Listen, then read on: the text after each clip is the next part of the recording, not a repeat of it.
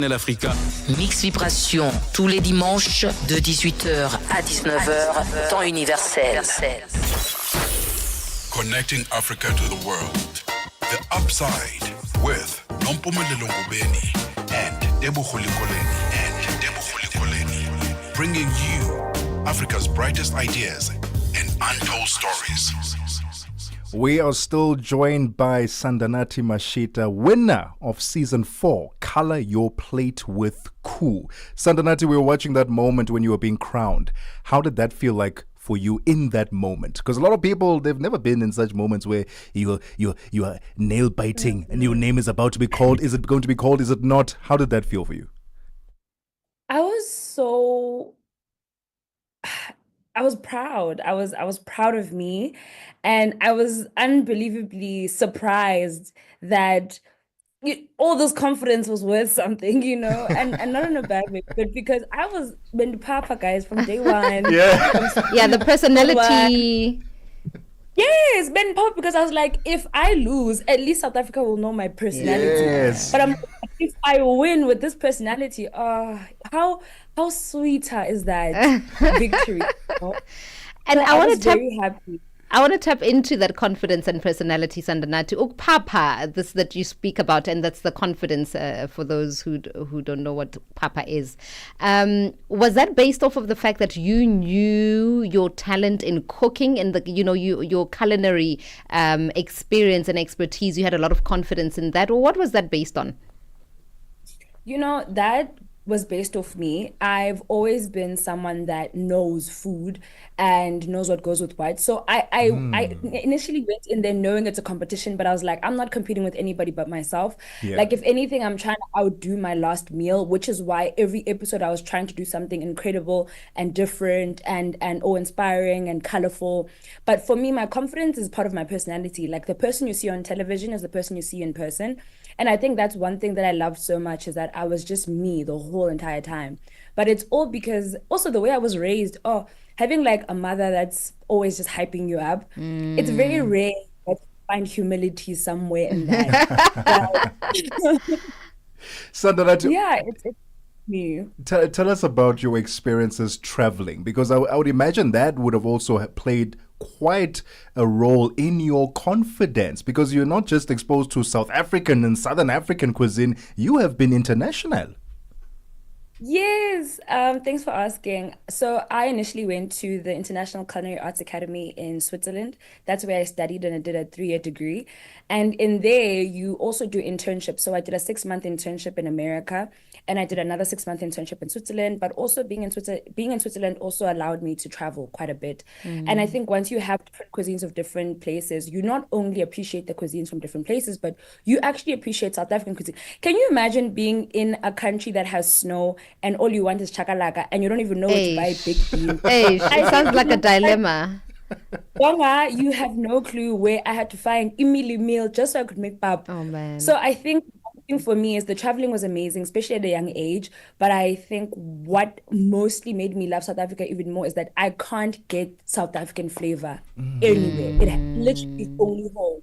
So for me, that's what made me even want to come back after my studies, because I was like, nothing is like South Africa. Nothing will ever be like South Africa. Can we just go back to South Africa? I love that. Tell us about some of the most challenging experiences on this competition. You see, I'm not trying to seem pompous by saying this, but for me, the most challenging part was definitely, I think, my overconfidence at some point. I think I became overconfident because I was in the top 2 for most of, the initial episodes until I had my downfall with the short rib. So for me, it was always just me against me again. And I think what happened is that I just got really, really full of myself, and I let that get the better part of me. But I think after that specific episode, I was like, you know what, humility really goes a long way. And as much as I do know what I'm doing, I still need to stay very much humble in my art, because anything can happen and not every day is a good day. And so, yeah, that was my biggest lesson learned from the entire season. Sandanati, talk to us, sticking to humility, talk to us about the role of having mentors like Chef Ruben Rifle alongside you, giving you advice when the cameras are off, when the cameras are on? What role did he play? Not just him, but the other judges as well. You know, one thing I can definitely and confidently say, not only me, but all the other contestants, is that it felt like a family. Like the judges felt like people that really wanted you to win. And even when you watch the episodes and you see their criticism, it's all about, you know, like aligning you to the right path of, Yeah. did you really feel confident? Do you feel, even when they come to us, you know, especially Chef Ruben, he always asks about the method we're using to cook, and he's making us he wants us to be sure, and he's always offering some form of, he doesn't make the recipe for you, he doesn't make the plate for you, but he makes it better in the way of kind of coming and giving you some pointers to look at. So I think one thing about the judges is that they made the set fun. It was so much fun, and they made it feel like you could ask them and talk to them. So it wasn't like I'm talking to Chef Ruben. I was like, I'm talking to Chef Ruben. Like, come on, you know, like that's my guy. So I think like you saw them as humans and not these celebrities or these names. Right. So I think that was the part about it. All right. I mean, now you are 150,000 Rand richer than you were at the start of the competition. What are you going to do with that money, and what are the plans career-wise for you? So let me start with my plans career-wise. So I currently have a small business called Food by a Foodie, where I run a small stall in the Prison Break market and selling my things. So I really want to do that. I want to be a young Black businesswoman in South Africa that invests in South Africa and grows in South Africa. And so I'm using a majority of that money to invest into me and into myself, the money that I have earned, because I do feel like it was my, you know, people, they're like, oh, what are you going to do with that money? But their intentions, they're not pure. So no, mine weren't. I'll be the first to say, girl, I was hoping you'd be like, girl, let me take you out on a little razzle. I like your stuff. Let me get you something. No. I also think it's such a not a hard time, but such a realistic time in South Africa financially. And I think as a young 24-year-old chef, you really need to invest into yourself and invest into your future. And I think what this money has done for me is allowed me to have that capital of saying, you know what, I earned this, no one did it for me, I did it for myself, and I'm investing it into my future. If all else fails, I would have bet on myself. So I think that, you know, is really just making me happy about the win as well. I love that. Sandanati, congratulations. We are proud of you. Enjoy the money, right? And you spend it wisely, of course. And all the best with your business. Drop us your handles, your social media handles, personally, and also for your business at Prison Break. Okay, yes. So personally, my Instagram handle is Gia_Mashita. And on Instagram, with my business, I am Food by a Foodie. Food by a Foodie. That is Sandanati Kia. Where did Kia come from? How come you weren't using it all along? No, we will have an hour and a half segment if I tell you about that name. So you know. Okay. It's a betterment of everyone here. Let's just move past it. Coffee. Let's grab coffee. All right. Okay, cool. I'll definitely Break. come by at the Prison Break and say hi. Oh, thank you. I would love that. Yeah. All right. That is Sandanati Mashita, and she is Color Your Plate with a Coup Season 4 winner.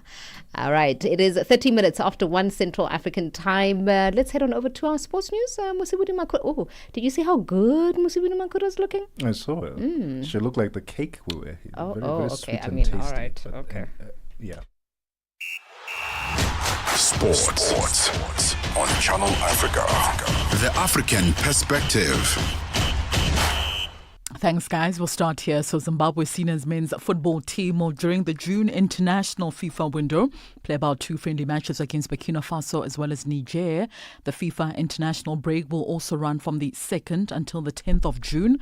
The 2 Warriors friendly games will be played in Morocco, starting with Burkina Faso on the 6th of June, before Niger 4 days later on the 10th of June. Aside from not having a CAF-approved stadium, Zimbabwe Football Associations moved to have the Warriors playing in Morocco is also part of the efforts to help the team familiarize itself with the North African nation, which will be hosting this year's Africa Cup of Nations tournament in December, and Zimbabwe has qualified for that continental showpiece.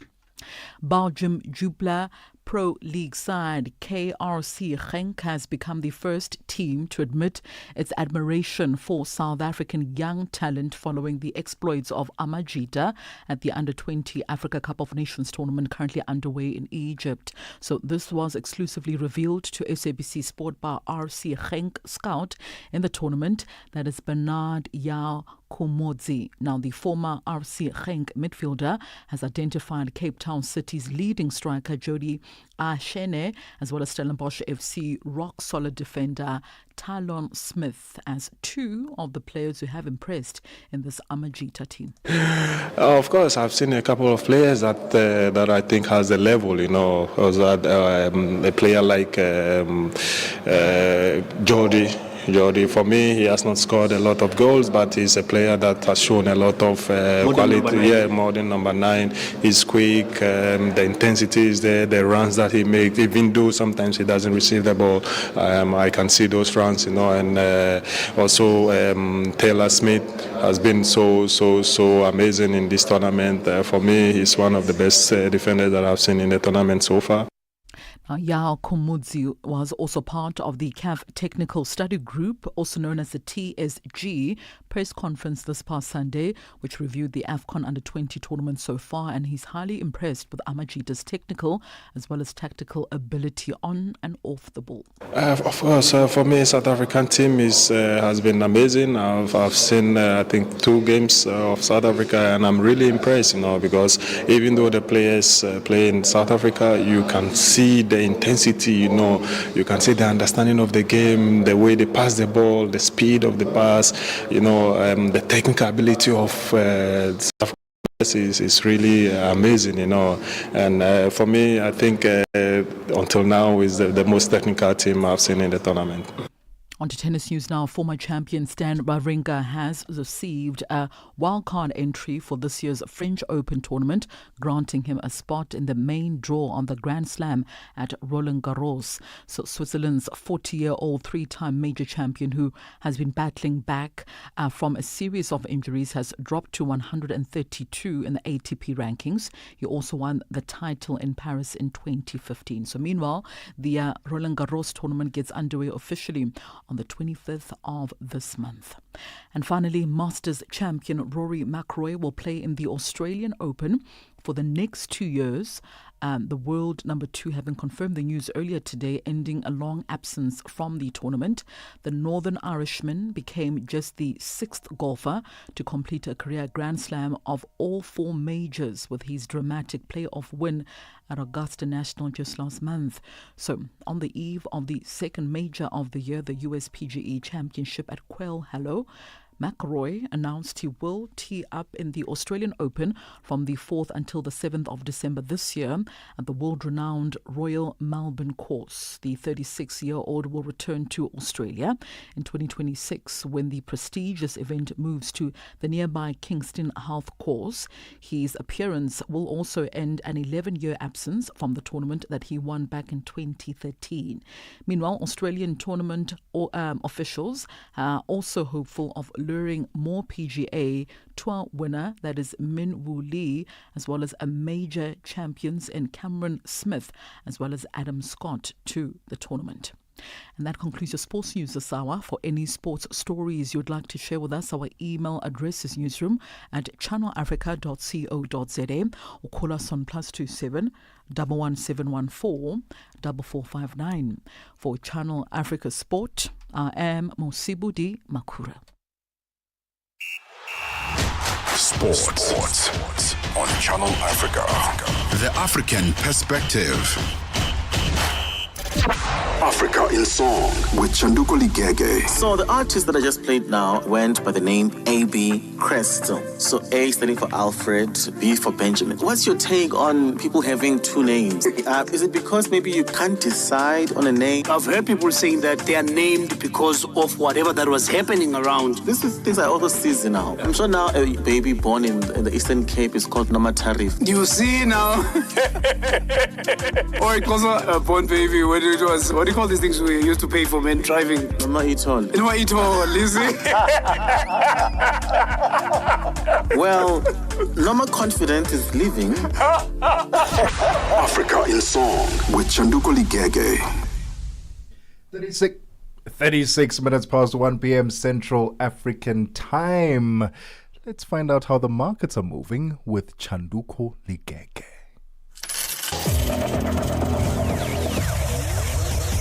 Business News on Channel Africa. The African Perspective. Thank you, Tebogo and Nompumelelo. Good afternoon. Nigeria's Dangote oil refinery has cancelled June maintenance at its 204,000 barrels per day gasoline making unit as it completed planned works during an unplanned shutdown from April 7 to May 11. According to shipping trade analytics firm Kepler, during the unplanned outage, the Dangote refinery increased exports of residual products such as straight run fuel oil, while exports of finished products such as jet fuel and gas oil dropped.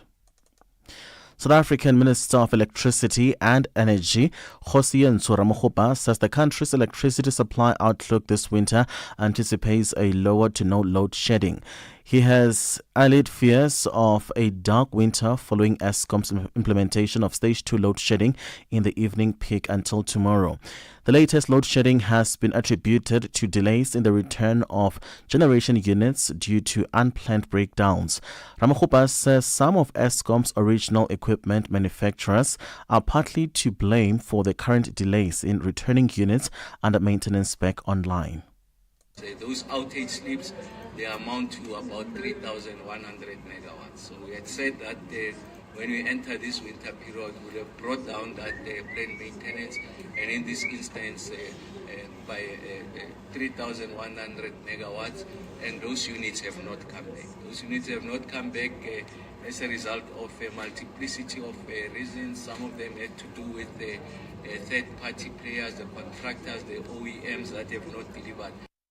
The University of South Africa, UNISA, in collaboration with the Department of International Relations and Cooperation, DIRCO, have launched the G20 Presidency Community Engagements Outreach Program. The event is being held at the university's headquarters in Pretoria under the theme South Africa in Africa and the World: Economic Prosperity, Global Governance, Peace, Justice, Human Rights and Security.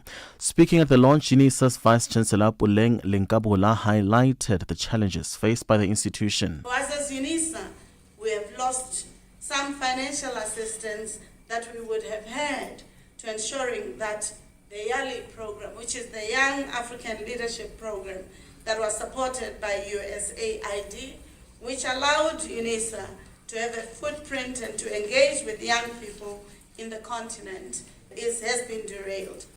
Sony says it expects operating profit to rise 0.3% to $8.7 billion in the financial year ending in March, after factoring in a $676 million hit from U.S. President Donald Trump's trade war. Sony says the estimated tariff impact does not reflect this week's trade deal between the U.S. and China, and the actual impact could vary significantly. Sony's shares erased their losses and closed up 3.7% after the results were announced. Luxury fashion brand Burberry is planning to shed 1,700 jobs, or around a fifth of its global workforce, as it cuts costs to revive its performance, sending its shares up 8%.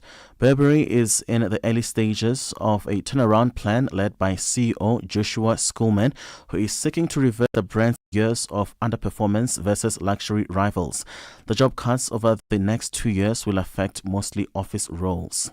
Let's have a look at financial indicators this afternoon. $1 in Nigeria is trading at 1,000 naira 600.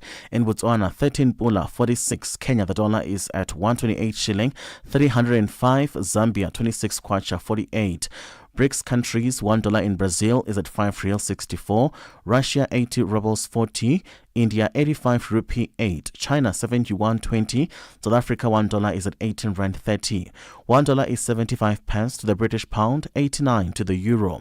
Commodities, gold is at $3,233, platinum at $991 per ounce, the price of Brent crude oil at $65.94 a barrel. That is all for now. For any business stories you'd like to share with us, please send us an email to newsroom@channelafrica.co.za, or you can call us on +27 11 For Channel Africa Business, I am Chanduko Ligege.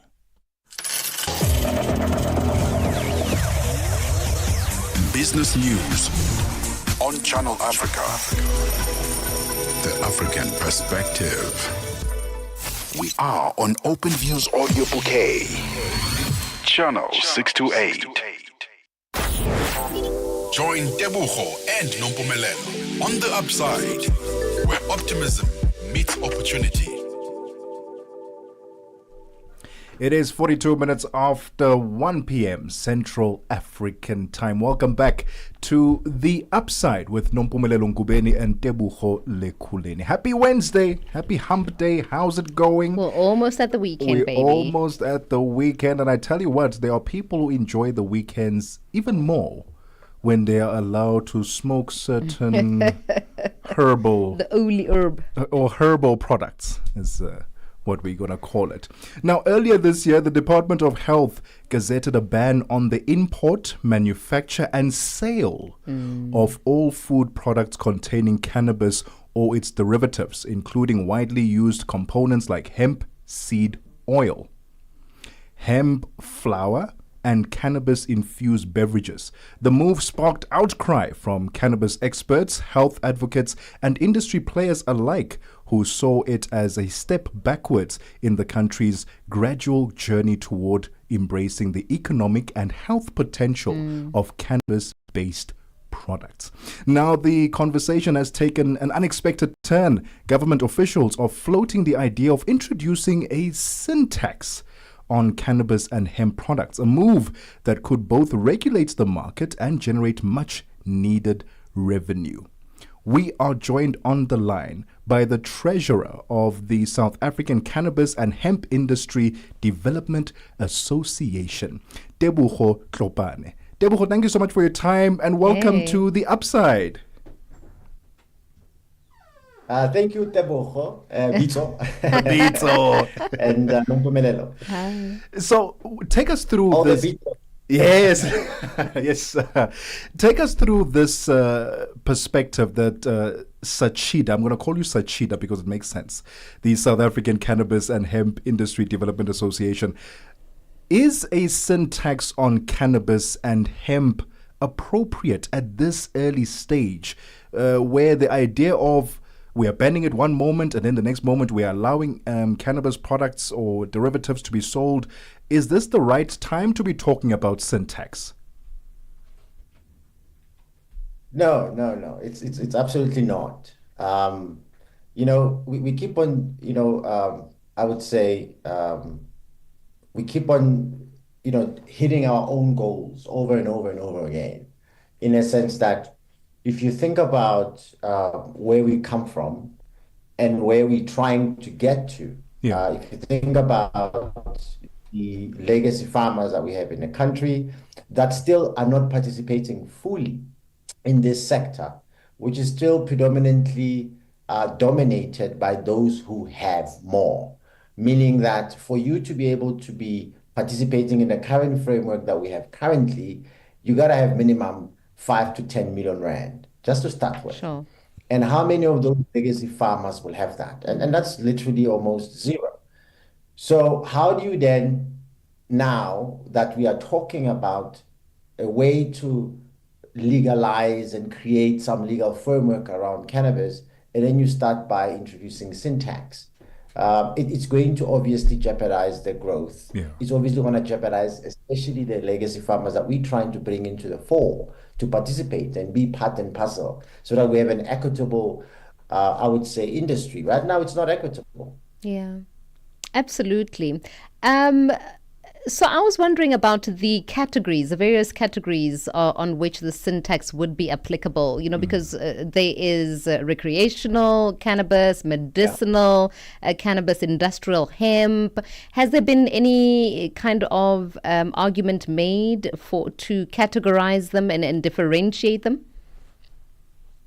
Look, I mean, one of the biggest issues that you will have is that with those categories that you've just described, these are very important categories because that's pretty much describes how these industry sits. If you're looking at your medicinal cannabis, we would strongly fall in a section where it's actually in the same level as pharmaceuticals, because your medicine that you are getting from your doctor or clinic or pharmacy, it's not heavily taxed, right? In actual fact, there is incentives behind it so that we can actually get more in terms of price breaks. So if you're looking at that category of medicinal cannabis, I would put it there and say, we're encouraging, because and by the way, cannabis is medicine, right? And it has been found to be doing amazing, amazing, amazing things. The lack of understanding by the government does not necessarily mean that nobody's aware that cannabis is a medicine. Even doctors that prescribe it, results that are coming out are just unbelievable. Yeah. So if you're going to now at least incentivize the fact that we're looking at medicinal cannabis, then you're going to have an uptake, I would imagine, in that space, because then you'll have more people that want to participate in using cannabis, buying cannabis for medicinal use. And then you have the hemp side. The hemp, you've got all different applications: your textiles, your food, and your building, and then you've got your carbon sequestration. These are amazing things that we can be able to benefit from hemp. And coming to the issue of food, food is primarily the most important thing, because if you're looking at hemp seeds of cannabis, 3 tablespoons of hemp seeds that are dehurled, meaning that you remove the hard casing, they give you about 10 grams of proteins with all the amino acids. So if you look at nutrition, by far super nutritious, by far. And we're looking at a country where we also have pockets of malnutrition in the Eastern Cape and many other different places. So when you then substitute or fortify the food that people are eating, which is a staple food, which is pap, right? Yeah. There is nothing in pap. They try to fortify it, but it's not really that, it doesn't get you to that level. So if you start introducing it into schools and stuff like that, you'll see a huge uptick in terms of, the mental capability of these students, because you can't teach a hungry child. Not only that, you can't teach a malnutritious child. So with that said, that means that if you're going to put taxes on that, it's going to make that particular product more expensive. Even more expensive, yeah. And then it's going to be even extremely more exclusive. Yeah. And then you look at your recreational, or what we call adult use. Adult use, there are countries that have went on gung-ho tax, and we've seen that the illicit market still stays strong, because why would I pay more expensive if I can get it around the corner from my snake? Get my point? So you are not solving the problem, you are compounding the problem. And we want to obviously draw taxes. But how do we draw taxes and be able to contribute to the fiscus if at the end of the day we're not solving the issue of making sure that we legitimize and legalize as many people as possible? And you mentioned provinces like the Eastern Cape and perhaps even KwaZulu-Natal, where there are small-scale cultivators there. What would this tax then affect them? How will it affect them being on a small scale themselves in terms of then cultivating cannabis products? How will this affect them and their businesses going forward? Well, it will be devastating. keeping in mind that we're still dealing with a very, informal, under-resourced, and not fully integrated into the entire value chain as we speak. Yeah. As we speak, we are trying to create a master plan together with obviously the different departments, including led by the DTIC. And one of the key issues that we are looking at is how do you bring these small-scale farmers that you've mentioned, Eastern Cape, KZN, Limpopo, onto the value chain? Because at the moment they are not. And the reason they are not is the most weirdest thing, is that they initially, when this whole cannabis thing started, you then had the Have More applying licenses with SAPRA. And the licenses are export licenses. So anybody that actually has a cannabis license in South Africa right now through SAPRA, it's an export license. They are not allowed in any shape or form to have their product landing on the shore. But what the guys did not count on was the quality that the customer overseas expects. So the product that we produce is not at the standard that the customer wants. Sure. So the customer rejects it. Now you've invested 5 million, Debza. What would you do? So the product ends up on the street. Yeah. Thereby curtailing, these indigenous growers that were the suppliers of so you call adult use unregulated market into the country. So with all of this happening, we have a lot of flour on the market that's in the market. That's obviously destroying the livelihoods of these legacy farmers. That where some of these politicians, if they want to be honest, their parents paid their school fees using cannabis income during their birthday days. So it cannot be that we are still now trying to debate what should be happening with these guys, but we need to make sure that whenever we come up with laws and taxes and so forth and so on, it doesn't affect them. Tebogo, tell us about barriers then to the formalization of growers. Could a sin tax, create additional barriers for these growers? Well, the short answer is absolutely, because immediately when you are implementing, barriers, we already have a barrier. Licensing requirements is already a barrier. This is a reason why only they have more were able to gobble up all these licenses because you have the money to pay for them. So already with the fact that you have this licensing system, you have a barrier number one. And the compliance that you need to be at the level of to get this license from SAPRA requires also a complexity in terms of the compliance itself. It's complex. You gotta figure out, you gotta have the site master file. Nompumelelo, it's this big file, thick file that contains SOPs and this and that, because it's viewed as such.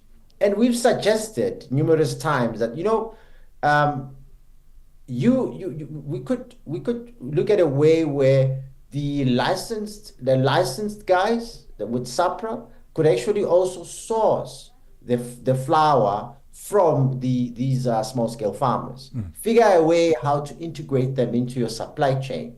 And we are getting there, because some of the things that we've managed to convince the Department of Agriculture is that the provision of providing permits for both even THC has to go within the Department of Agriculture, especially when you can grow it under GACP, which stands for Good Agricultural Practice. So if you are growing a GACP flour, then you can supply that into a facility, and the facility will be then the licensed guys. When we can do something like that, then you then start seeing a huge difference in terms of more participants coming in, guys improving and upgrading how they grow, and all sorts of things. Investment that will trickle down from the licensed farmers directly into those spaces. And guys that have offtake agreements with the licensed farmers can go to the government and actually get funding. We're talking about 100 billion transformation fund and all sorts of things that the government initiatives are putting in place. And I think this gives that opportunity that you can have then these small scale farmers really participating and becoming this whole industry become more equitable than what it is today.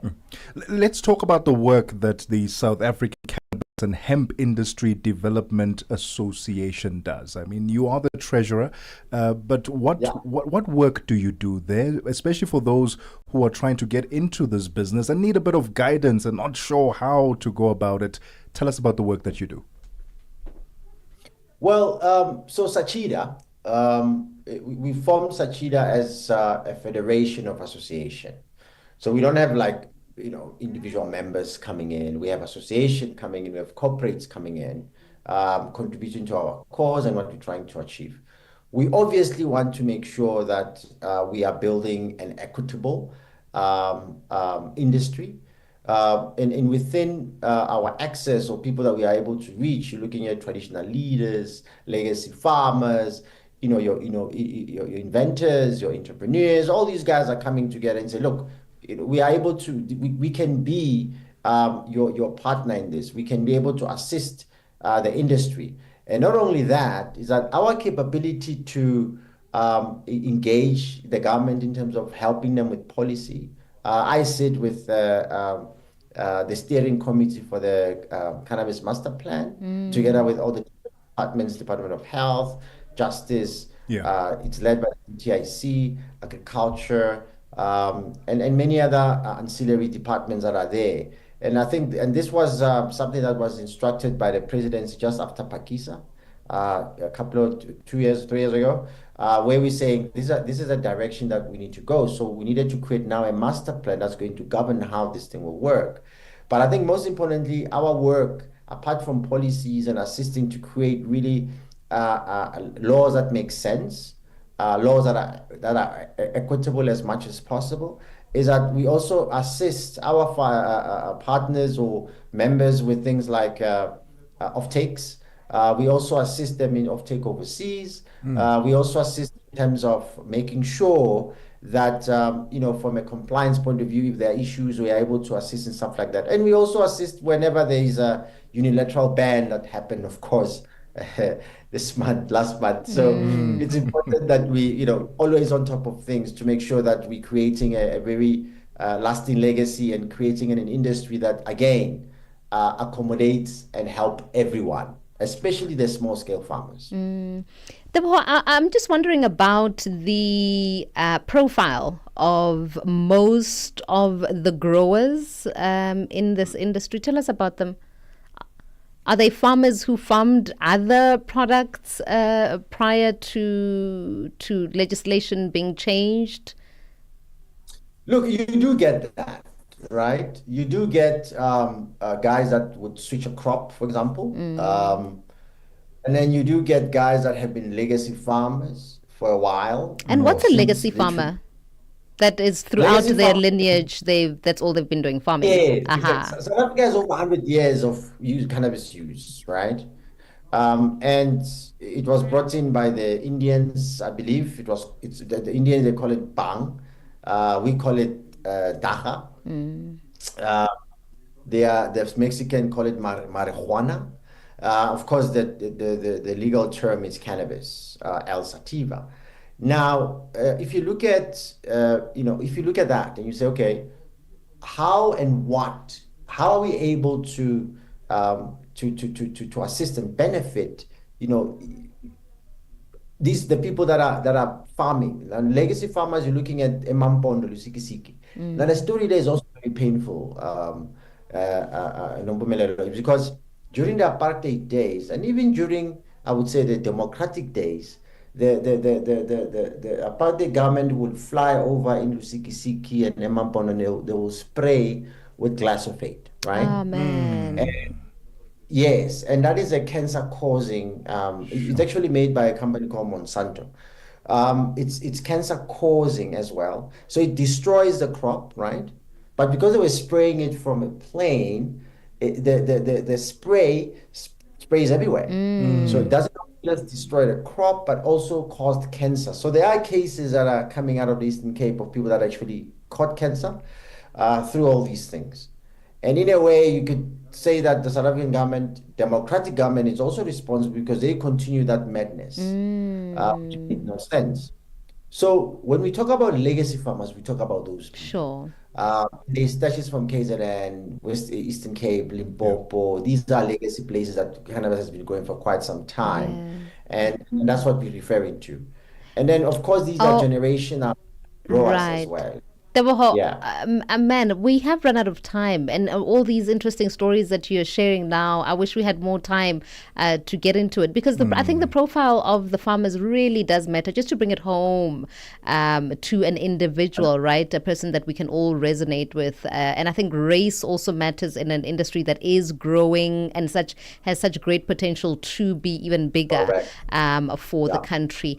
Unfortunately, we have run out of time, but thank you so much for your insights and your time this afternoon. Thank you, guys. Thank you. Anytime. Thank you. All right. That is our guest this afternoon, and that is Tebogo Tlhopane. He is the treasurer of the South African Cannabis and Hemp Industry Development Association, bringing us to 2:01 Central African Time. On Lindsay standing by with the news. SABC News. The African Perspective. Thank you, Mpomi. Looking at your top stories, Libya's capital calm today, a few hours after the government announced a ceasefire, and South Africa warns of a surge in HIV infections. Your latest news, greetings to our listeners. There was fighting in Libya's capital for years has calmed down today. This is a few hours after the government announced a ceasefire. Clashes broke out late on Monday after the killing of a major militia leader, Abdul Hamid al-Dabaiba. After calming on Tuesday morning, the fighting reignited overnight, with major battles rocking districts across the entire city. The United Nations Libya mission said it was deeply alarmed by the escalating violence in densely populated neighborhoods of Tripoli and has urgently called for a ceasefire. Tanzanian authorities have arrested a senior opposition official as he was departing for a political conference in Belgium. This is as fears grow of an escalating crackdown ahead of an October election. While President Samia Suluhu Hassan, who plans to seek re-election, says the government is committed to respecting human rights, a recent string of high-profile arrests have thrust her record into the spotlight. A senior member of Tanzania's main opposition Chadema party, Amani Golugwa, was due to represent his party in Brussels at a forum organized by the International Democracy Union, a grouping of center-right parties that Chadema belongs to. Mali's military government has dissolved all political parties following reports by rights groups that opposition figures have been arrested. Demonstrations were held earlier this month, with protesters demanding for the country to return to democratic rule. A national conference was held in April, recommending that the country's military leader Assimi Goita's presidency be extended until 2030. This recommendation drew condemnation from opposition figures and human rights groups. Journalist in Mali, Keita Idrissa. Militaries was against the political parties. Everybody was insulting, blaming political parties for the situation in Mali. They said they are responsible of everything. And so one time they said they disagree with that. Finally, we saw the decisions and they announced it. And they announced it on Tuesday, and on Wednesday, the government signed projects. And last week, the parliament from the transition also signed. And yesterday, they finally say it's over for politics parties.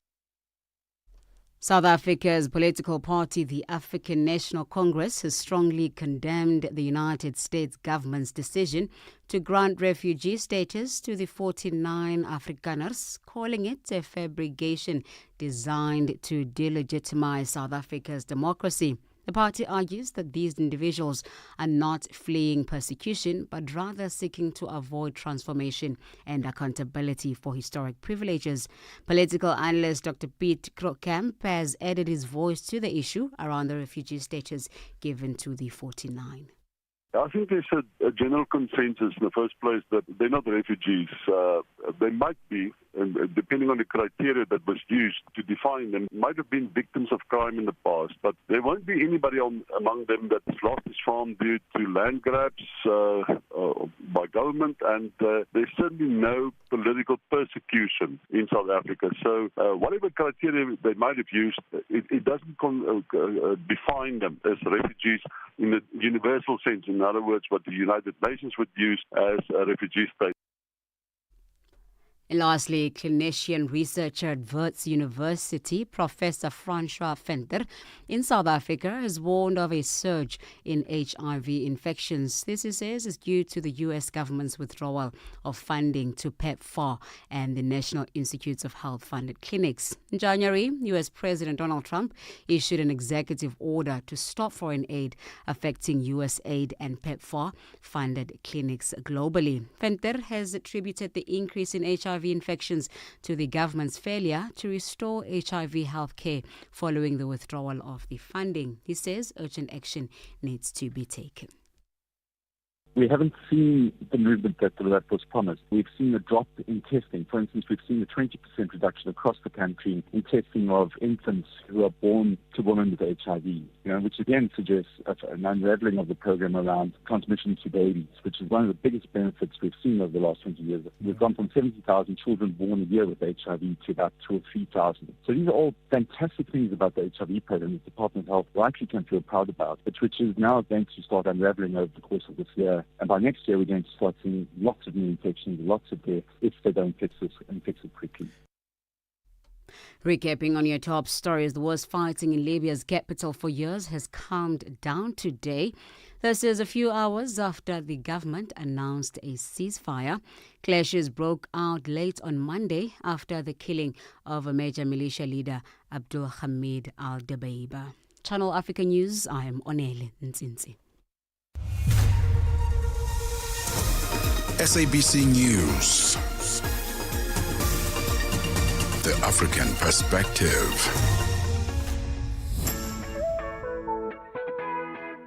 Just reporting history, but shaping the conversations that define Africa's future.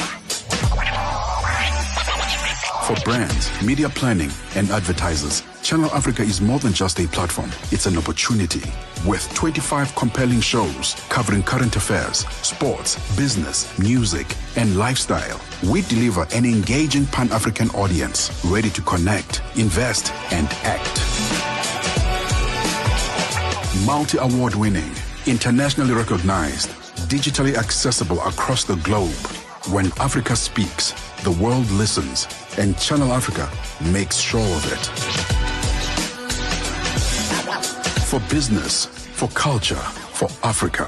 Partner with Channel Africa because Africa's voice is the... It's 8 minutes after 2 p.m. Central African Time. Welcome to the second hour of The Upside with Nompumelelo Ngubeni and Tebogo Lekhuleni. We'll be with you all the way to not midnight. To 4 p.m.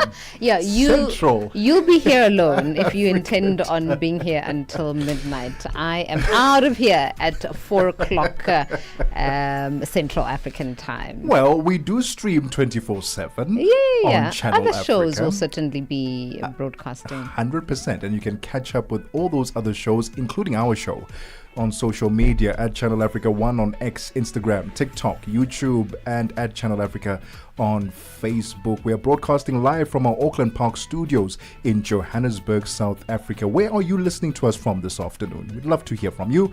+27 63 406 9126. In this hour, we travel all the way to Tanzania. We do indeed. Some people say Tanzania. You're one of those people. You say Tanzania. Yeah, do you say Tanzania? I said Tanzania. Okay.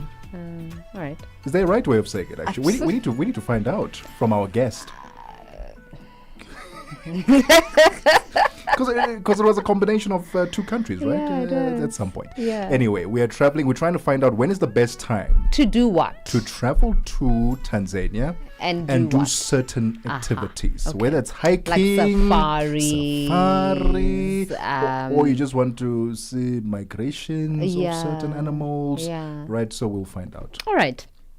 A very interesting one. We have spoken about traveling to Tanzania before. It is a splendid country to travel to, lots to do there. People are warm, and so you want to stay tuned for that one if you are planning your next travel. It is +2763 406 9126. Get in touch with us, as we'll also be reflecting on what caught our eye in this hour. I cannot wait to talk to you about what caught his eye. I cannot wait. For now, let's go get some music, yeah? Je, una jambo lolote akilini mwako? Je, una shauku kuhusu maswala muhimu? Na je, una maoni ambayo unataka yasikike?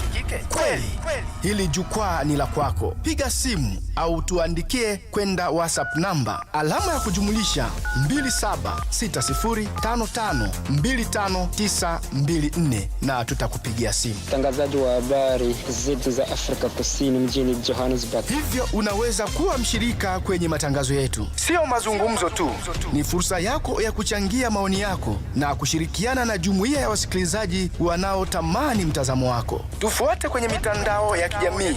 Tembelea tovuti yetu www.channelafrica.co.za na uwe tayari kushiriki na kuchangia maoni yako kwenye Channel Africa. Channel Africa, mtazamo wa Kiafrika.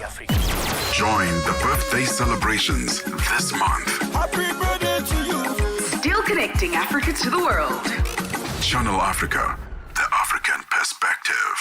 Your afternoons just got even better. Fresh and exciting. The Upside, hooking you up with today's news from an African perspective.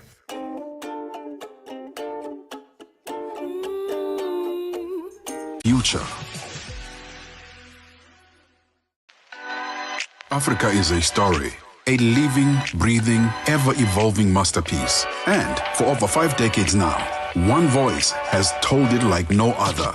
Channel Africa. More than just a broadcaster, Channel Africa is the pulse of the continent. African-led, African-run, and deeply rooted in its heritage. It's the only international station that speaks to Africa in its own voices. English, Kiswahili, Chinyanja, French, and Portuguese. The languages that unite 1 billion people.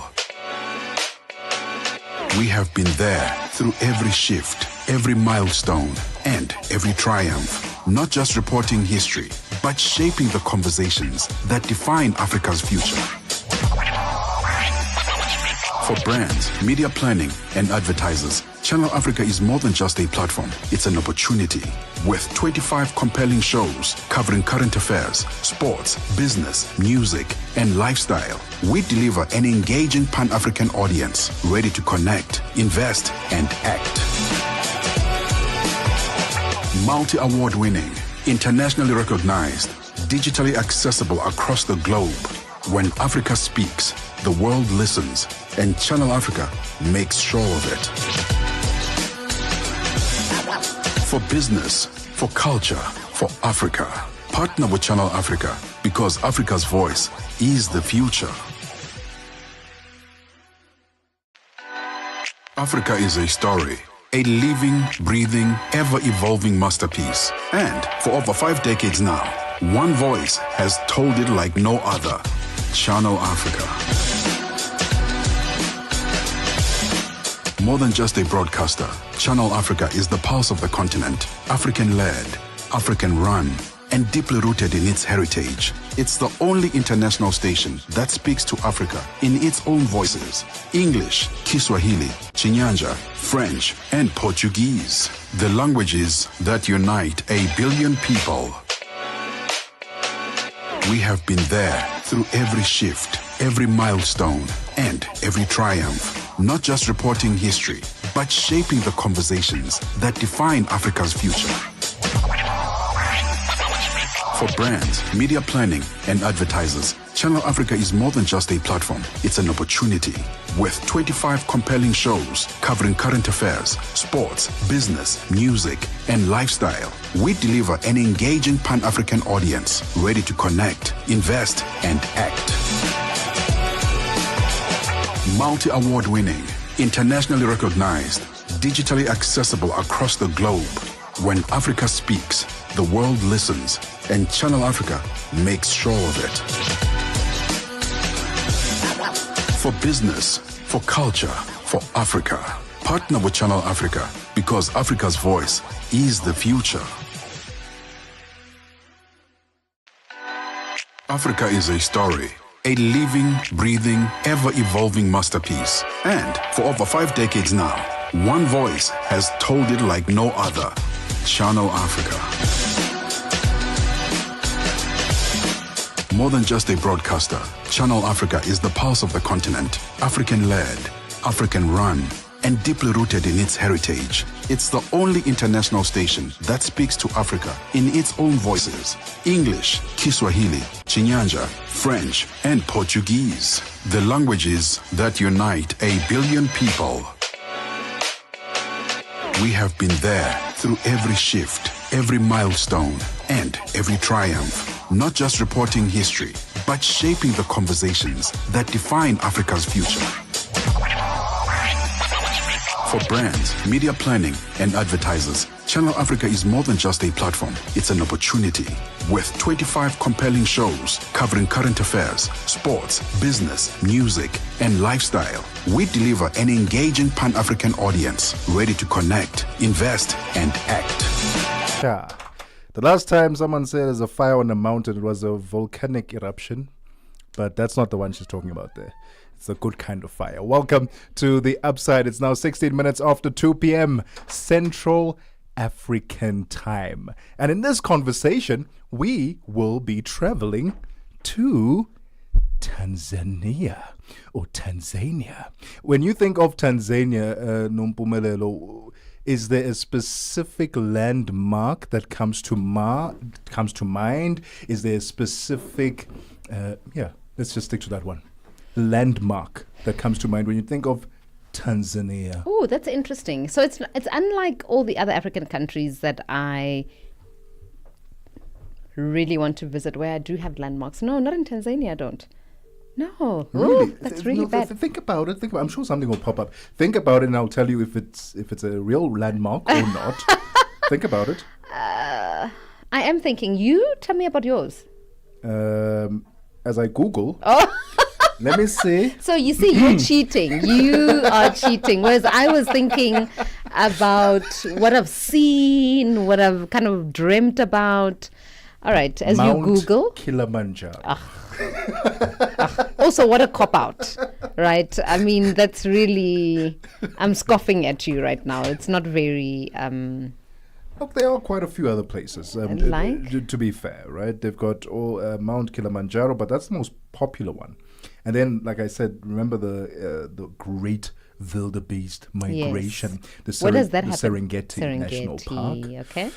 They've got Stone Town. They've got Lake Manyara National Park. Stone Town, of course. Why didn't I think of Stone Town? Right. Of course. Okay. They've got the Ngorongoro Conservation Area. You must have heard about it. And the Tarangire National Park. And then also quite a few other ruins and close to the Zanzibars of the world, But Tanzania, most popular landmark is Kilimanjaro, the very mountain that a lot of people want to go and conquer every now and then. Yeah. I'm not one of them personally. Because I don't understand. There's no need. And you know what? I would have thought, being a hiker yourself, I don't want to be tortured. I want to enjoy the views. I want to enjoy the hike. Yes, it must be challenging. Yeah. But not to that degree. Okay. On top of a mountain, way at the top, it's super cold, and in fact, the altitude is so bad, you may not be able to breathe. You may be, breathe? yeah. No. So I'm definitely not for that. Anyway, earlier on, I asked a question on social media. Yeah. Right. It was a poll question on my Instagram page. This was my question. I asked, which phrase gives you instant ick on a first date? A, I don't really read books. I forgot my wallet. My ex was crazy. Or what are we? What would you go for? I'll give you the answer during What Caught Your Eye. The answer of what? The most popular one from your poll? No, what gives you an ick on a first date? Okay. You're asking me what would give me an ick out of all of those? Absolutely. I don't really read books. I forgot my wallet. My ex was crazy. Or what are we? My ex was crazy. Okay. That's a very interesting one. I'll give you that. Do you want to know answer. why? Not yet. I'll tell you why me during afterwards. what caught your eye. Okay. Because the answers that I got here, very interesting. If you'd like to chime in on this conversation, you're more than welcome. +27 63 406 9126 is the WhatsApp line. We're coming to you live from our Auckland Park studios in beautiful Johannesburg, South Africa. Where are you tuned in from on this beautiful Wednesday? Anywhere around the world, we'd love to hear from you. Same WhatsApp line, +27 63 406 9126. It's 20 minutes after 2 p.m. Central African time. Let's take a quick breather. When we get back, we talk all things Tanzania. Você é fluente em português? É apaixonado por rádio e quer trabalhar na África do Sul? Você tem documentos que o qualificam para trabalhar na África do Sul? Nesse caso, podemos ter uma oportunidade para você trabalhar no Canal África. Envie seu currículo e demonstração para Canal África at newsroom@channelafrica.co.za. Lembre-se, se você não receber alguma resposta nossa em 14 dias, isso significa que você não foi selecionado. Canal África, a perspectiva africana. Zilipendwa na I am Henry Shekif. Baiter, mambo vipi? Poa. Mwaka 2025 mpaka hivi sasa ukoje kwa upande wako mzee baba? Kabisa, kwa sababu tumejiandaa vizuri. Kama mwaka jana tumefunga vizuri na Septemba, mwaka huu tumefungua vizuri na hatari sana. Mzee umejipanga, utaki kutupumzisha? Maana mwanzo alikuwa analalamika sana, you spend long time without releasing songs blah blah. Now I need to back to back. Platform, mambo vipi? Mambo poa kabisa, wanasemaje huko ese? Yani huku kuna shangwe, yani la kufa mtu, sikwambie mtu babu. Hii ni marangu ya kwanza pia kusikika kwa pande hizo za South Africa. Karibu sana, unajisikiaje? Kwa na furaha kubwa sana kwa sababu ni marangu ya kwanza, na I hope watu watakuwa wananisikiliza, watu wengi pia. Ili uweze kuvuka nje, watu waweze kukufahamu, tuseme West hivi na nchi tofauti, ni lazima pia uanze kufanya vizuri hapa nyumbani, then uvuke East Africa, after East Africa. Zilipendwa hapa kwenye Channel Africa, taswira ya Afrika. Let the upside transport you from Cape to Cairo every weekday from 2 to 5 p.m. Central African time. 22 minutes after 2 p.m. Central African time. When last did you go to Tanzania? Or perhaps is it on your bucket list? If so, let's get you the right information on when is the best time to travel to Tanzania and for what reason. Yeah, what would you be doing there? And I mean, this is exactly the question that we are asking in this hour about traveling to Tanzania and getting up to various activities. Look, they are, I wouldn't say necessarily vast differences in seasons or temperatures in Tanzania, right? I wouldn't know, but I think it's like it's sunshine all the time. Most of the time, most of the time. Because if you are dreaming of the crystal clear skies, breathtaking safaris, and ideal hiking conditions, the dry season is certainly the perfect offering and a prime time to travel there and also just witness some wildlife in iconic spots such as the Serengeti that you mentioned earlier, Tebogo. And with less humidity and more predictable weather, this season also attracts adventures from around the world, making it peak travel time for those who are seeking unforgettable views. But joining us on the line is Illuminata Ngaila of Order Tours, and Illuminata is a tour operator there. Illuminata, good afternoon. Thank you for joining us. Good afternoon, madam. How are you doing? Oh, very well. How are you doing? I'm doing well. I understand. Welcome to Order Tours Company Limited. I was going to ask you about the weather in Tanzania, but I understand that you're actually in South Africa. Illuminata? Oh dear. No. All right, it seems we have lost Illuminata. Her connection would have probably been better off had she been in Tanzania. Wait, she's in South, she's in South Africa. at the She's in moment. South Africa. We're going to try and re-establish that line with her. So we can indeed speak about when to travel to Tanzania and for what activity, really. So if you want to join the conversation, if you have been to Tanzania and you have some ideas to share with us, let us know. It's +27634069126. Social media platforms. It is at Channel Africa 1 on X, on Instagram, on TikTok, YouTube. And YouTube, and on Facebook it is at Channel Africa. That's All it. right, maybe let's get into that poll of yours. Before that, Tanzania has 2 seasons yearly. Yeah. All Okay, right? which is spring and summer. The wet and the dry season. The wet season, also called the rainy season, Yeah. runs from the end of October Yeah. right through to December.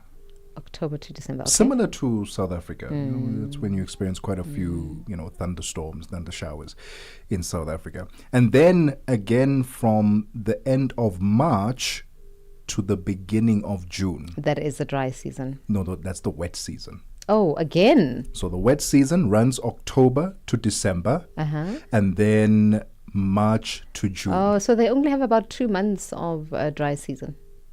No. And then July, August, You September. see, now I'm doing mathematics. Yeah, so it's October, about November, December. 5 months a year. You see? 5 months. Wait, March, April. Yes, I did the math. There's no need for you to hurt your brain. I've already done it. It's half. Don't hurt your brain. It's half. It's about 5-6. It's half. Okay, So half. half wet, half dry. Okay. You see, but there's a nice break in between. I like that break in between. Yeah, some reprieve. Especially for farmers who are trying to grow crop in that area, and for the wildlife as well. Remember the Fantastic. type of December that we had? It was raining every day. Every single day. I loved it. Luckily, I wasn't here to experience any of that. Where were we? In I was in Tanzania? Cape Town. Oh yeah, I was going to say not Tanzania because it was also raining. Cape Town. Yeah. Cape Town wasn't raining It's during that time. beautiful. It was only inland. Mm. Oh, lucky you. I enjoyed it. I remember I enjoyed it. All of December. I love the rain. I like the rain as well, but good December boss as well. Well, we were working, so it was fine. Okay, so which one of those options on a first date would give you the ick? You said, I've left my wallet at home. My ex was crazy. I don't really read books. I might as well give you the answer. Let me give you the answer. So personally, for me, like, why are you talking about your ex? Like, there's no need. So it would be the same. That's an ick for me. Yeah, same. Social media said 8% said they would instantly feel an ick if he said, I forgot my wallet. Okay. All right. Or if they said. I actually expected that to be much higher. 8%. 33% said, what are we? They would get an ick if someone asked, what are we? Because it's a Like, first date, it's a first my date. friend. Like, why are you Why asking? are we anything? Exactly. And then 0% said, I don't really read books." Sounds about right for social media, folk. Really? Yeah, Really? people don't care. They don't care about that. 58%. My ex was crazy. Absolutely. And look, I don't mind ex talk. I think it also depends. There's a context in which speaking about or bringing up your ex on a first date can be useful. Yeah. It's always a data gathering for me when the other person is talking on a first date, right? Of course. So it's what do you say about your ex that would Okay. either give me the ick or have me saying, oh, tell me more. Let me lean into this.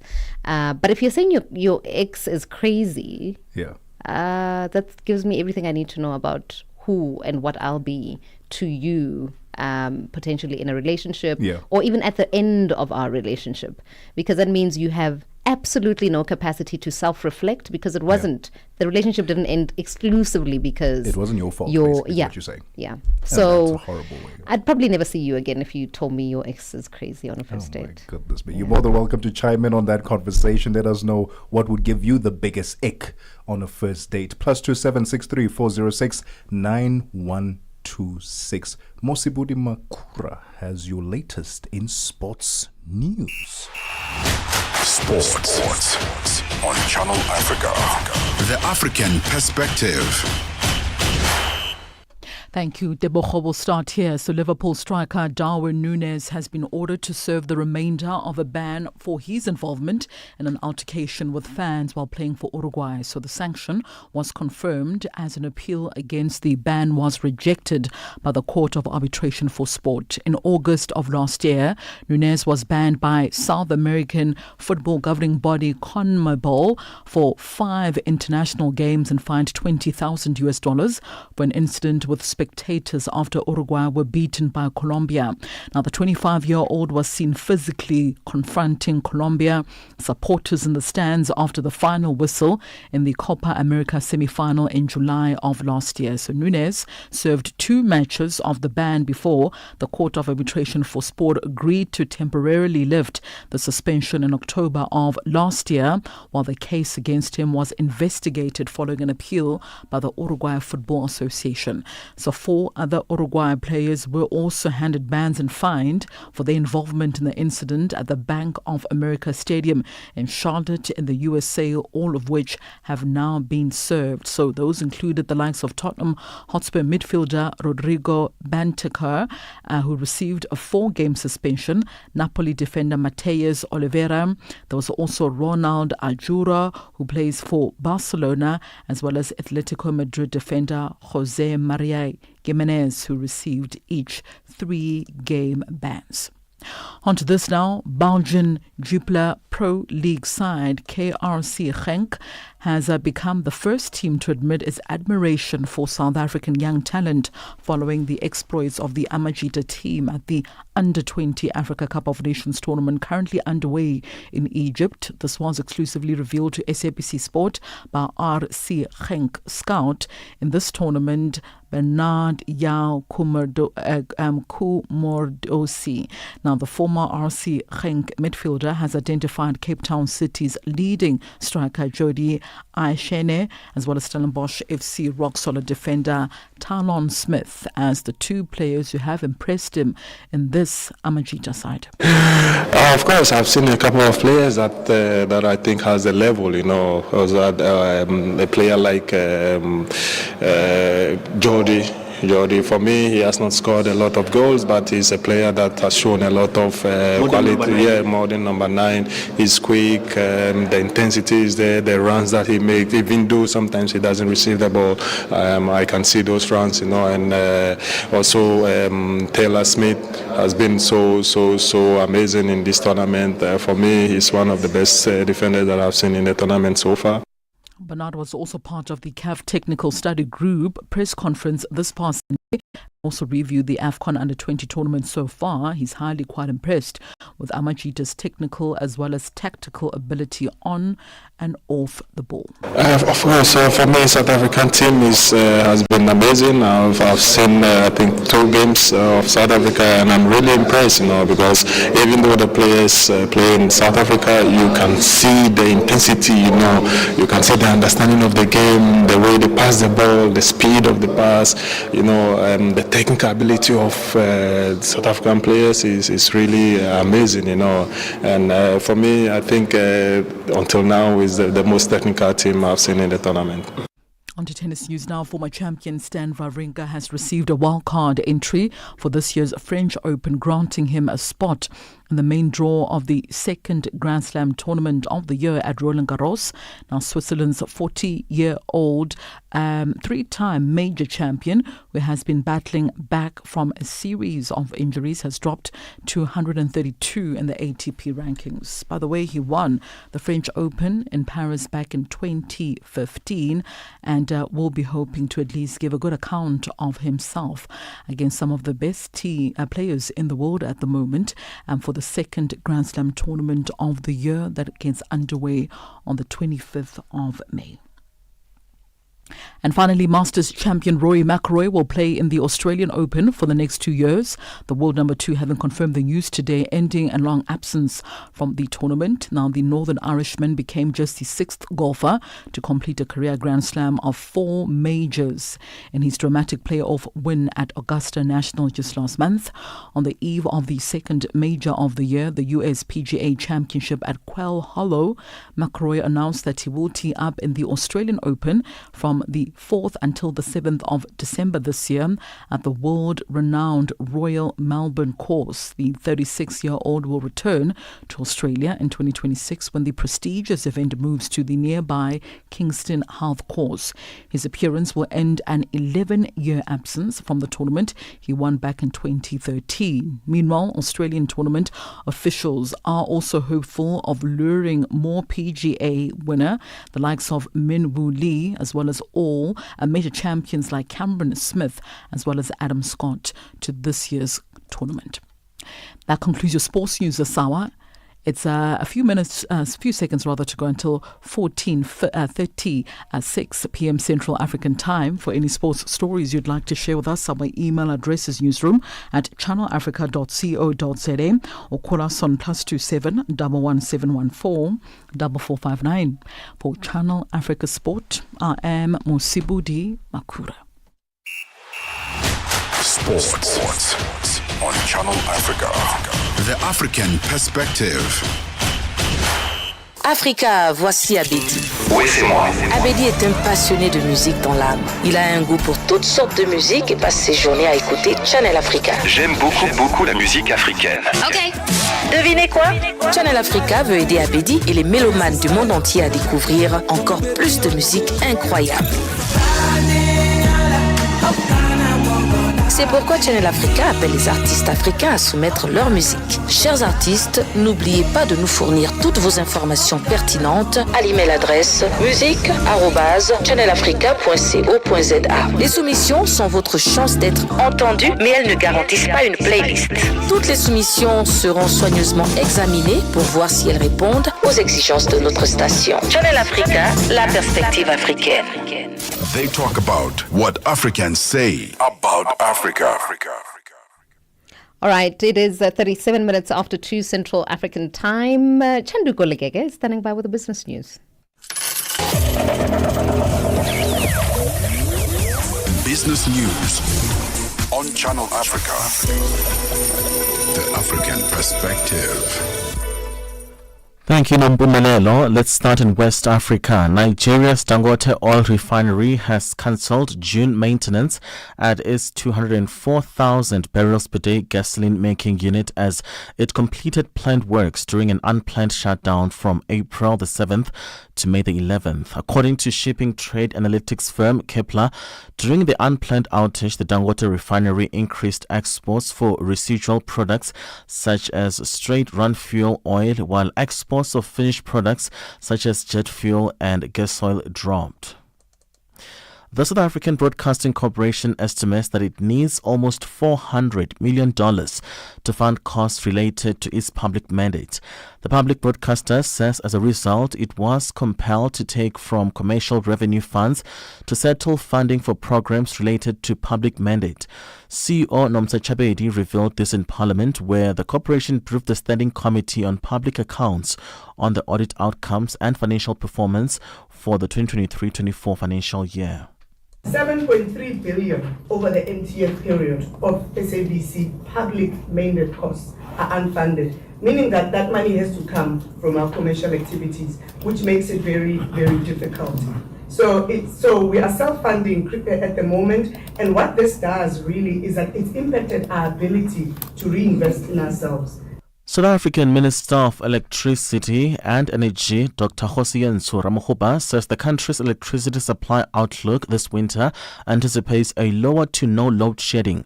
He has allayed fears of a dark winter following Eskom's implementation of Stage 2 load shedding in the evening peak until tomorrow. The latest load shedding has been attributed to delays in the return of generation units due to unplanned breakdowns. Ramokgopa says some of Eskom's original equipment manufacturers are partly to blame for the current delays in returning units under maintenance back online. Those outage slips, they amount to about 3,100 megawatts. So we had said that when we enter this winter period, we have brought down that planned maintenance, and in this instance, by 3,100 megawatts, and those units have not come back. Those units have not come back as a result of a multiplicity of reasons. Some of them had to do with the third-party players, the contractors, the OEMs that have not delivered. Uganda's tourism sector continues to position itself as a key player in Africa's travel economy, with a strong focus on sustainable tourism, wildlife experiences and cultural heritage. At the heart of promoting and coordinating these experiences is the Association of Uganda Tour Operators, an organization dedicated to supporting tour operators and advancing the country's tourism agenda. Vice President of the Association of Uganda Tour Operators, Jonathan S. Erau, says collaboration is a tool that can cause tourism growth in Africa. There is a lot of business that comes from abroad, okay? And many people try to access different locations. So probably a tour operator in South Africa may not know a lot about Uganda and East Africa in general. So by collaborating with an East African tour operator, they are able to sell their products across the region. Sony says it expects operating profit to rise 0.3% to $8.7 billion in the financial year ending in March, after factoring in a $676 million hit from U.S. President Donald Trump's trade war. Sony says the estimated tariff impact does not reflect this week's trade deal between the U.S. and China, and the actual impact could vary significantly. Sony's shares erased their losses and closed up 3.7% after the results were announced. Now let's have a look at financial indicators this afternoon. $1 in Nigeria is trading at 1,000 naira 600. In Botswana, 13 pula 46. Kenya, the dollar is at 128 shilling 305. Zambia, 28 kwacha 48. BRICS countries, $1 in Brazil is at 5 real 64, Russia 80 rubles 40, India 85 rupee 8, China 7 yuan 20, South Africa $1 is at 18 rand 30. $1 is 75 pence to the British pound and 89 to the euro. Looking at commodities, gold is at $3,233, platinum at $994 per ounce. The price of Brent crude oil, $65.89 a barrel. That is all for now. For any business stories you'd like to share with us, please send us an email to newsroom@channelafrica.co.za, or you can call us on +27 11714 4459. For Channel Africa Business, I am Chanduko Ligege. Business news on Channel Africa. The African perspective. Midday vibes, great programming, and good company. This is Channel Africa.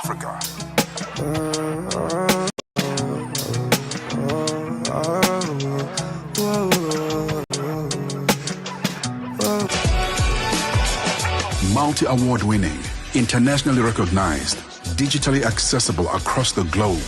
When Africa speaks, the world listens, and Channel Africa makes sure of it. For business, for culture, for Africa. Partner with Channel Africa, because Africa's voice is the future. Africa is a story. A living, breathing, ever-evolving masterpiece. And for over 5 decades now, one voice has told it like no other. Channel Africa.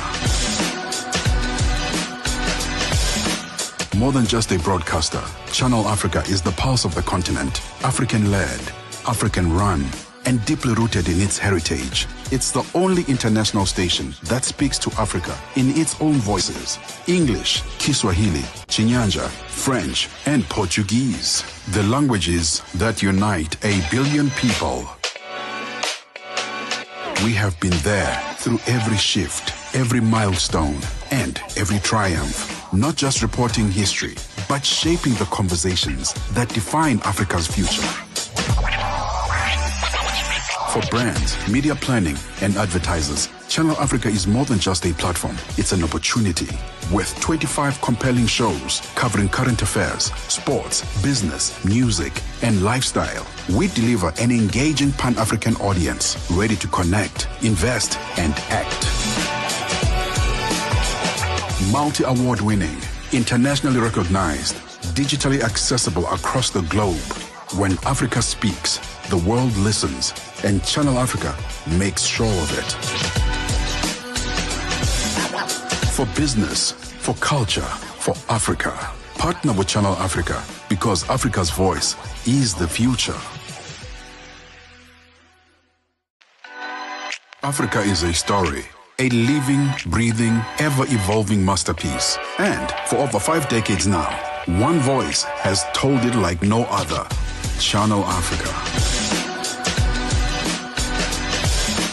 More than just a broadcaster, Channel Africa is the pulse of the continent, African-led, African-run, and deeply rooted in its heritage. It's the only international station that speaks to Africa in its own voices. English, Kiswahili. That one is Never Leave by Nadia Nakai featuring Cash CPT. Nadia has released new music.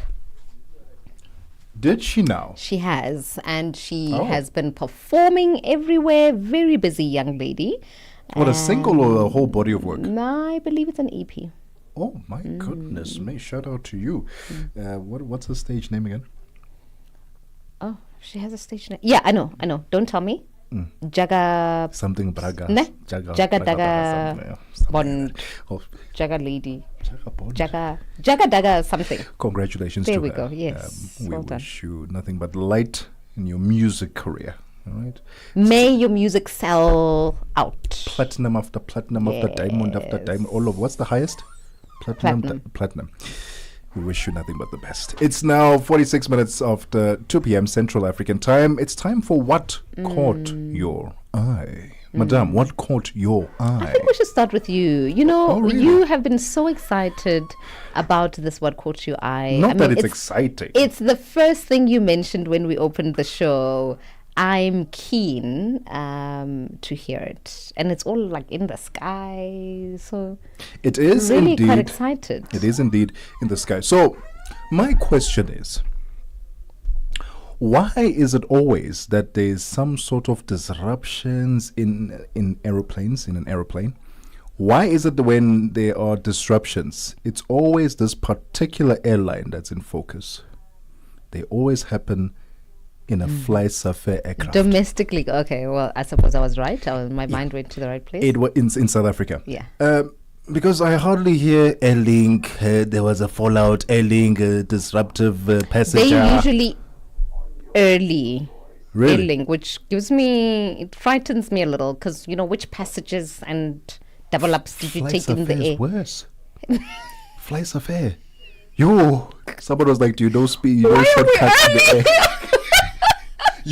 My thing is also with Fly Safair, you leave late, but you still get there. They're doing something.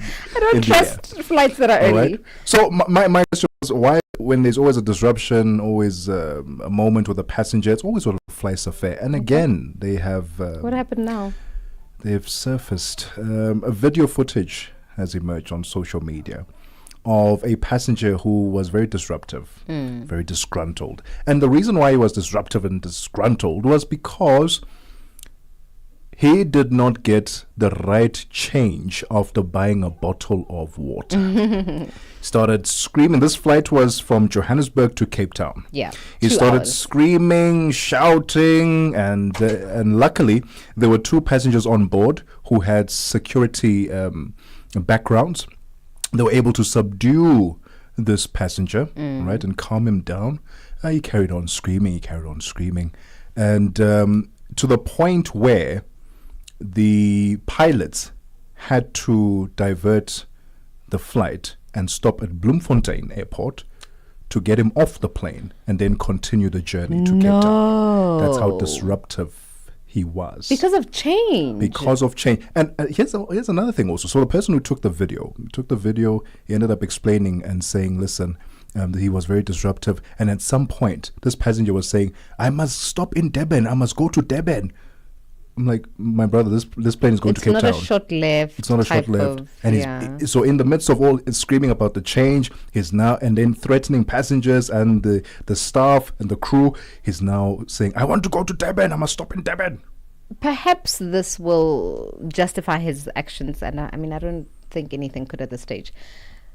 What was the disparity between what he should have received as his change and what he received? I don't even know. I'm not going to lie. I don't have that information. I don't have the specific details of that amount. All I know is that he bought a bottle of water. He received change, but it was not, according to him, the change that he was supposed to receive. And because of that, he went on a rampage and started screaming and shouting and disrupting the whole plane. Had to be diverted to Bloemfontein to get him off the plane. My thing is, people are really like, Fly-Safair, like, I feel bad for y'all. Because every single time, who are you attracting, Fly-Safair? Who are you attracting? So, and I saw another video of someone taking a video in a plane, and you know when you hitting turbulence. Yeah. In the comment section, did someone not say, "Yo, why are there potholes in the sky?" People can be hilarious at sometimes. But yeah, that's what caught my eye. A disgruntled passenger on a plane having to cause an entire plane to be diverted Imagine to that, different airport because he was unhappy with his change. Maybe he was on his last cent. Maybe. But he made it onto the plane. That means you paid it off, fully paid, right? No, that was his last cent in terms of, the the money that he had. And but I don't know. Anyway. Thank goodness everybody was safe, ultimately. I was about to say, again, the question of why aren't we seeing it with other airlines? Airlink specifically, I was like, there's no space in an airlink to stand up and fight. So let's carry on with what caught your eye, Nompumelelo? Nompumelelo. That's what would give me an ick on a first date, by the way. That would absolutely give me the ick, being called by the wrong name on a first date. That should have been one of your options in your poll. Option E. Nompumelelo. All right. Okay, seriously, what caught my eye are the number of women who are coming out on social media congratulating Minnie Dlamini, South African. Minnie Dlamini? Yes. You congratulating her? Yes. Oh, carry on. Minnie Dlamini is a South African media personality who has issued a statement declaring her intention to pursue legal action against McG. McG is a podcaster here in South Africa.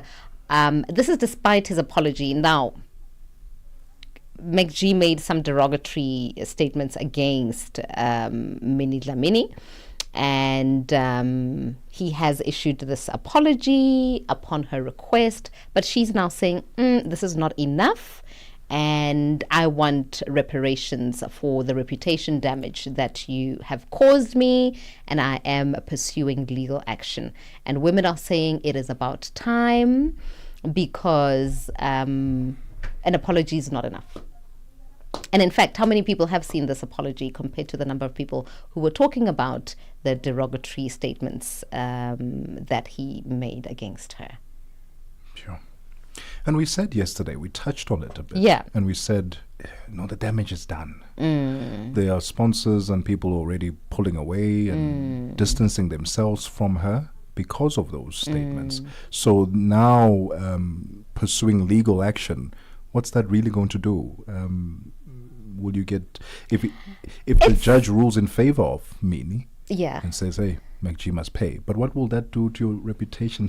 Perhaps it's about the principle and teaching the likes of the McGs not to run their mouths in future. Think about the Basetsana case. There was an author, the author of Bear, who had gone on to pen information about Basetsana's husband and family dynamics, making all sorts of allegations against the husband and his sexual orientation. They pursued legal action against her. And for them, that was enough. Just to say, we have been vindicated by a court of law. You cannot after all our hard work, go and say whatever you please. Yeah. Does that matter ultimately to followers and readers of her books? I don't know. All right. So, and who's to say it doesn't matter in the bigger scheme of things if it doesn't matter to you and I? Right. I don't know. So, yes, you're right that MacG did apologize, but also a part of the apology, he's like, which I thought was, well, a bit That was not a serious apology. He apologized and he said, please, we would love to have Minnie on the show. Please come. We are inviting you. Let's hash it out. Make us even more famous by coming onto this platform. I don't know how this thing is going to play out, but again, like we said yesterday, reputational damage has been, it's a tough one to get out of. Even when he does make the public apology, which he did, and even if you now pursue the legal route, you can't really get away from that.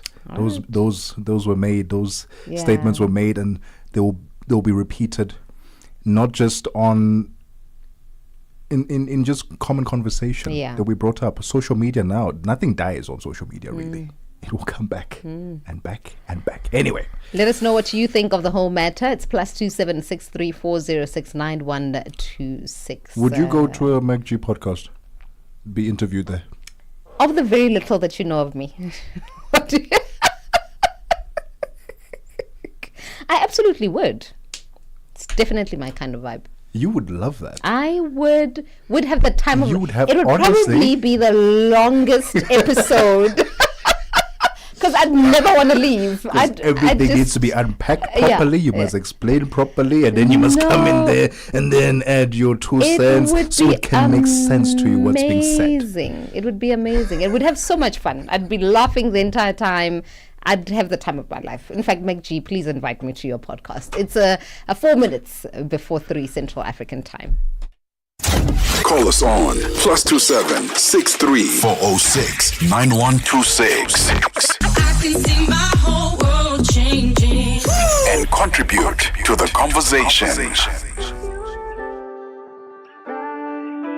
Nyanja, French, and Portuguese, the languages that unite 1 billion people. We have been there through every shift, every milestone, and every triumph. Not just reporting history, but shaping the conversations that define Africa's future. For brands, media planning, and advertisers, Channel Africa is more than just a platform. It's an opportunity. With 25 compelling shows covering current affairs, sports, business, music, and lifestyle, we deliver an engaging Pan-African audience ready to connect, invest, and act. Multi-award winning, internationally recognized, digitally accessible across the globe.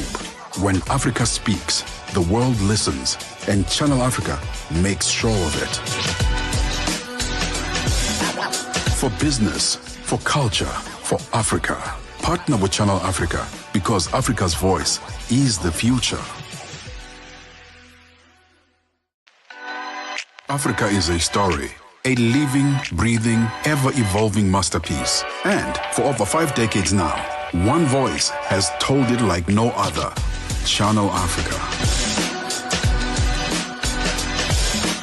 More than just a broadcaster, Channel Africa is the pulse of the continent. African-led, African-run, and deeply rooted in its heritage. It's the only international station that speaks to Africa in its own voices. English, Kiswahili, Chinyanja, French, and Portuguese. The languages that unite 1 billion people. We have been there through every shift, every milestone, and every triumph. Not just reporting history, but shaping the conversations that define Africa's future. For brands, media planning, and advertisers, Channel Africa is more than just a platform. It's an opportunity.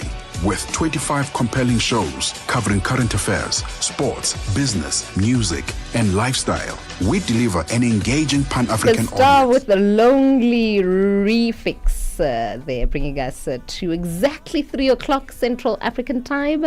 Honored Nzinzi standing by with the very latest in what is happening in Africa and the globe, really. SABC News. The African Perspective. Thank you, Bomi. Looking at your top stories, Libya's capital calm today, a few hours after government announced a ceasefire, and intense Israeli airstrikes leave over 70 people in Gaza killed. Your latest news, greetings to our listeners. There was fighting in Libya's capital for years has calmed down today. This is a few hours after the government announced a ceasefire. Clashes broke out late on Monday after the killing of a major militia leader, Abdul Hamid al-Dabaiba. After calming on Tuesday morning, the fighting reignited overnight, with major battles rocking districts across the entire city. The United Nations Libya mission says it was deeply alarmed by the escalating violence in densely populated neighborhoods of Tripoli and urgently called for a ceasefire. Tanzanian authorities have arrested a senior opposition official as he was departing for a political conference in Belgium. This is as fears grow of an escalation of crackdown ahead of the October election.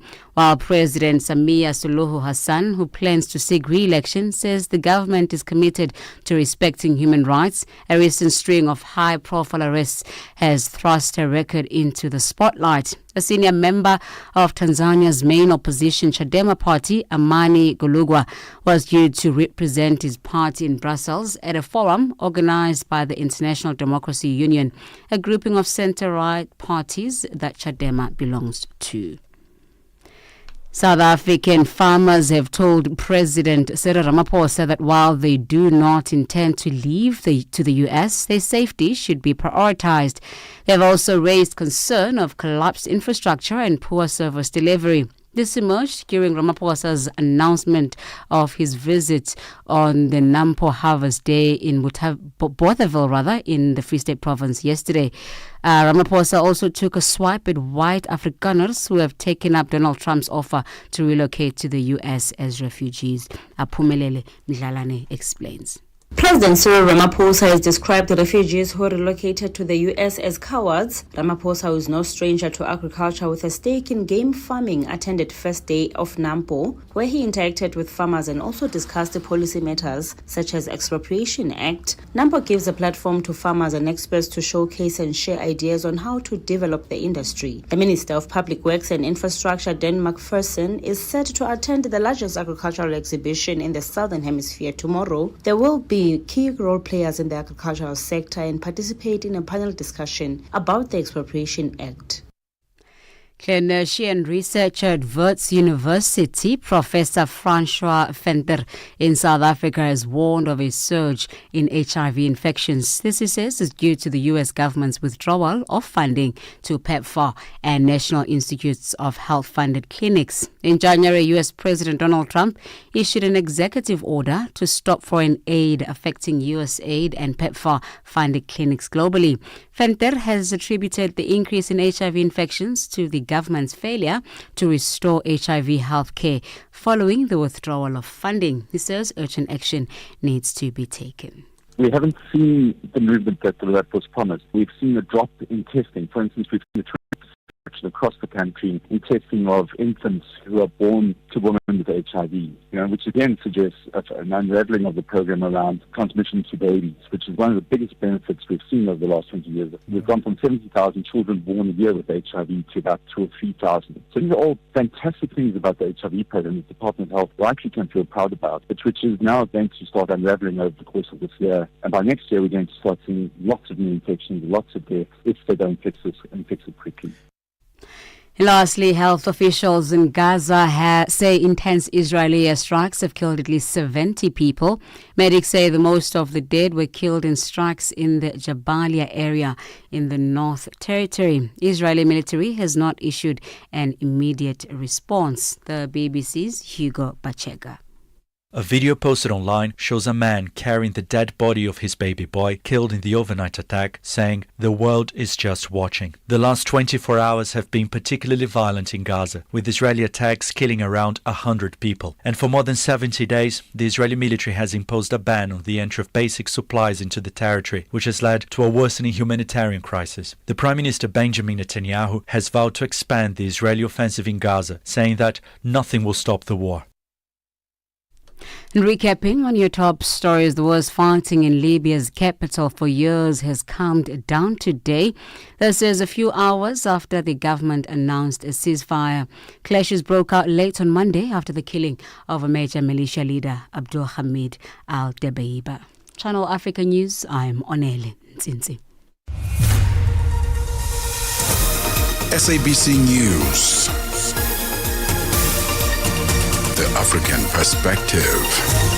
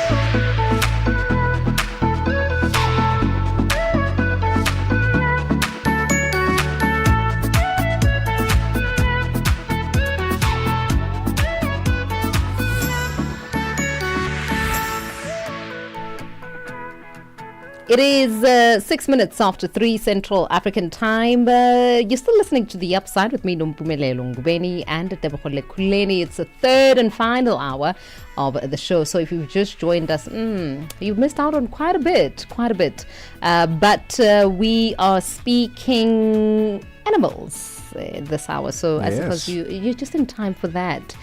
We will be observing Endangered Species Day on Friday? On Friday the 16th. So it normally takes place on the third Friday of May. So this year it falls on the 16th of May. That's the third Friday of May.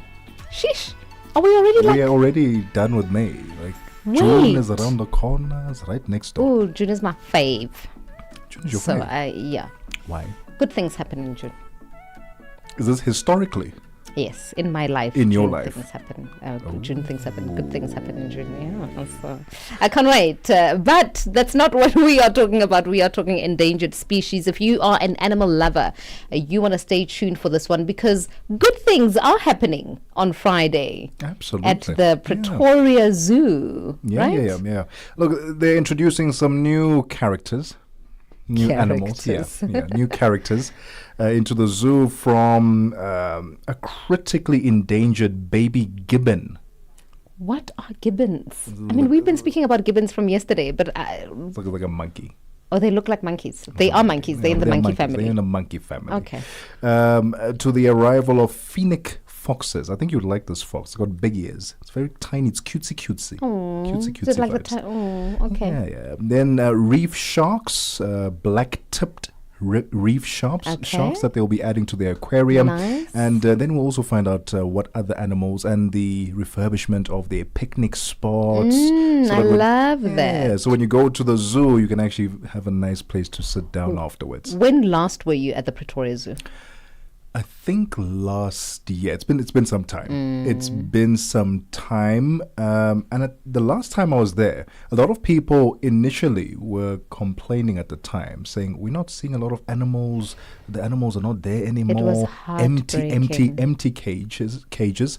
But when I was there, the animals were there. I mean, they showed up for me. I took they plenty. scrawny and hungry looking? No, they were not scrawny. Was it after COVID, sir? Yeah, this was last year. Oh, last year. This was last year. Yeah. I went, must have been beginning of last year or the end of 2023.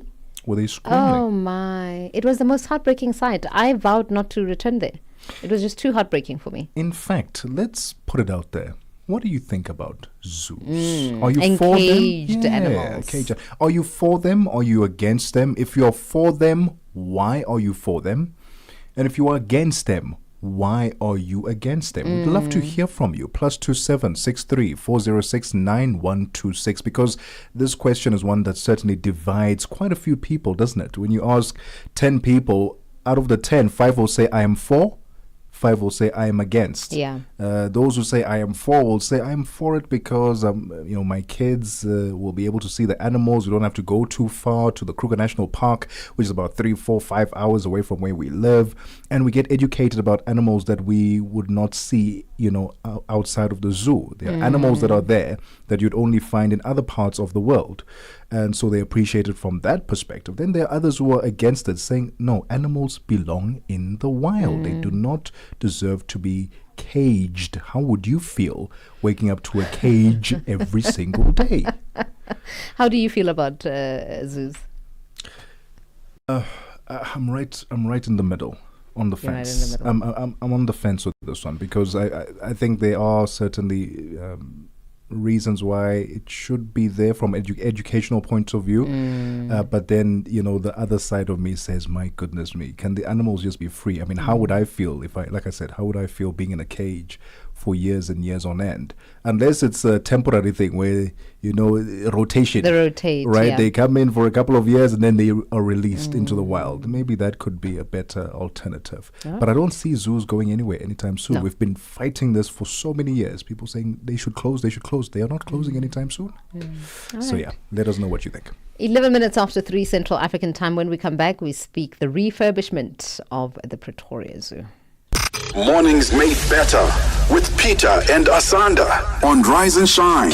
I want the Africa that makes every single African proud of the continent and have hope. And there's so much stuff that's going on that's positive. And if we can just lock into that, Nomaganjani, everyone is going to get there. Where are we going? Where are we trying to get to? The idea of working together, which is why I'm excited about this new voice. And the new voice is me, Asanda Peta, broadcast journalist with about 15 years of experience on the radio space. Welcome, Asanda. I've been waiting for you for a long time. Were you waiting for me? I was. Really? Yeah, because for 3 months I was on my own.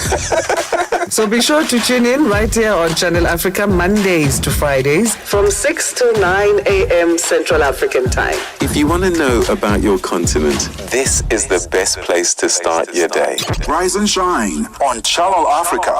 Hi there. Do you want to elevate your business and give it a voice in South Africa and Africa as a whole?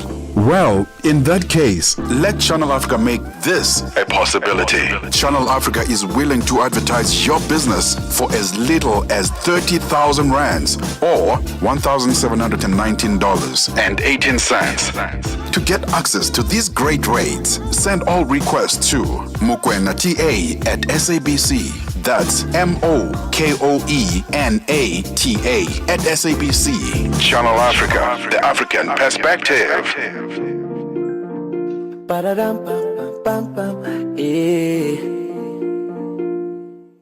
Ready to connect, invest, and act.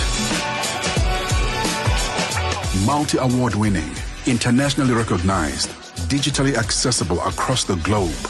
When Africa speaks, the world listens, and Channel Africa makes sure of it. For business, for culture, for Africa, partner with Channel Africa because Africa's voice is the future. Africa is a story, a living, breathing, ever-evolving masterpiece. And for over 5 decades now, one voice has told it like no other. Channel Africa. More than just a broadcaster, Channel Africa is the pulse of the continent, African-led, African-run, and deeply rooted in its heritage. It's the only international station that speaks to Africa in its own voices: English, Kiswahili, Chinyanja, French, and Portuguese. The languages that unite 1 billion people. We have been there through every shift, every milestone, and every triumph. Not just reporting history, but shaping the conversations that define Africa's future. For brands, media planning, and advertisers, Channel Africa is more than just a platform. It's an opportunity. With 25 compelling shows covering current affairs, sports, business, music, and lifestyle, we deliver an engaging Pan-African audience ready to connect, invest, and act. Multi-award winning, internationally recognized, digitally accessible across the globe. When Africa speaks, the world listens, and Channel Africa makes sure of it. For business, for culture, for Africa, partner with Channel Africa, because Africa's voice is the future. Africa is a story, a living, breathing, ever-evolving masterpiece. And for over 5 decades now, one voice has told it like no other: Channel Africa. More than just a broadcaster, Channel Africa is the pulse of the continent. By Ian Ya. And that one is bringing us to 15 minutes after 3 Central African time. But just ahead of us, talking about the Endangered Species Day that is coming up on Friday. And the Pretoria Zoo is doing something about it, yeah? Listen, so yes, this Friday, the National Zoological Garden. Zoological Garden invites you to experience wonder with a wild twist, from the birth of a critically endangered baby gibbon to the arrival so cute it was to the arrival of phoenix foxes, reef sharks, and over 200 new marine fish. The zoo, that is the Pretoria Zoo, is bursting with new life, and it's all part of their Endangered Species Day celebration, which will be taking place on the 16th of May 2025. On the line, we are joined by the SANBI representative. Now, SANBI stands for the South African National Biodiversity Institute. Nompumelelo Mpulo. Nompumelelo, thank you so much for your time and welcome to The Upside. Thank you very much for having me, and I appreciate the opportunity. Let's start off with the significance of celebrating Endangered Species Day. For some who are not familiar with such a celebration, they're like, I didn't even know there was such. But SANBI is certainly at the forefront of celebrating those endangered species. Tell us about the significance of the day. Thanks very much. Yes, it's very, very important that we highlight the issue of endangered species. And the NZG, which is the National Zoological Garden, is at the forefront of conserving these threatened species at the National Zoo, which is in Pretoria. We have about 15% of species that are housed at the zoo are classified as threatened. And these include a scimitar oryx, which is a buck that's found in North Africa in the Sahara. We have the southern ground hornbill, which is actually hugely endangered here in South Africa in itself. Wow. The Cape vulture and sun-gazer lizards are some of the animals that we rear in order to rehabilitate and put back into the wild. We actually released some Cape vultures into the wild in about September last year, and we've been tracking them, and we're seeing them that they are thriving. You know that there are some vultures that were poisoned in the Kruger. So it's that kind of thing that happens, is that it's increasingly it's habitat loss because people are growing and expanding into spaces where wild animals used to be. The second thing is climate change, the issue of getting drier and drier, so there's no vegetation for the animals to eat, and there are no other small animals like the lizards for the birds to eat, and so they start to die off. And so those are the kinds of things that we teach children on a day-to-day basis at the zoo, but we want to highlight on Endangered Species Day how important it is to conserve nature so that nature and people can thrive together. And that's what we're inviting people to do on Friday. Nompumelelo Mpulo is our guest this hour, and she is a Sandbees representative. When we come back, we'll continue our conversation looking at National Endangered Species Day.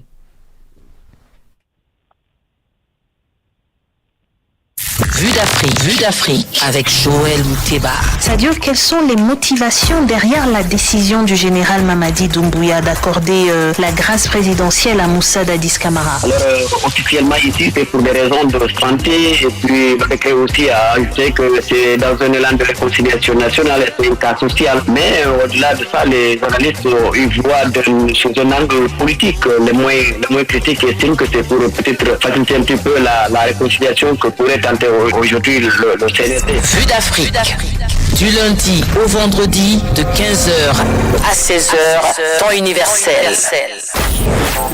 Join Tebogo and Nompumelelo on the upside, where optimism meets opportunity. 20 minutes after 3 Central African time, we are still in conversation with Nompumelelo Mpulo, who's a Sandbee representative, speaking to us about the initiatives taken by the Pretoria National Zoo in commemoration of the Endangered Species Day. Nompumelelo, tell us about the new entrants. So, I mean, in a bid to educate the nation about those that are endangered, there are some new additions that you will be adding to the zoo. That's correct. We are so excited to have received 200 marine fish that have been sourced from in Kenya and in Malawi. Wow. And we have sharks for the first time in a very long time. We have 3 black-tip reef sharks that are available now in our aquarium. We've also had a new baby gibbon, which is interesting. I didn't even know this myself, that it is an endangered species. Sure. And so it's so great that we've been able to have a baby burst in the zoo. So it's still very, very young. And so when they are young, the parents try and protect it, so we can't see what gender the baby is. But as soon as we find out, we'll be letting you know, and maybe we can have a baby naming competition.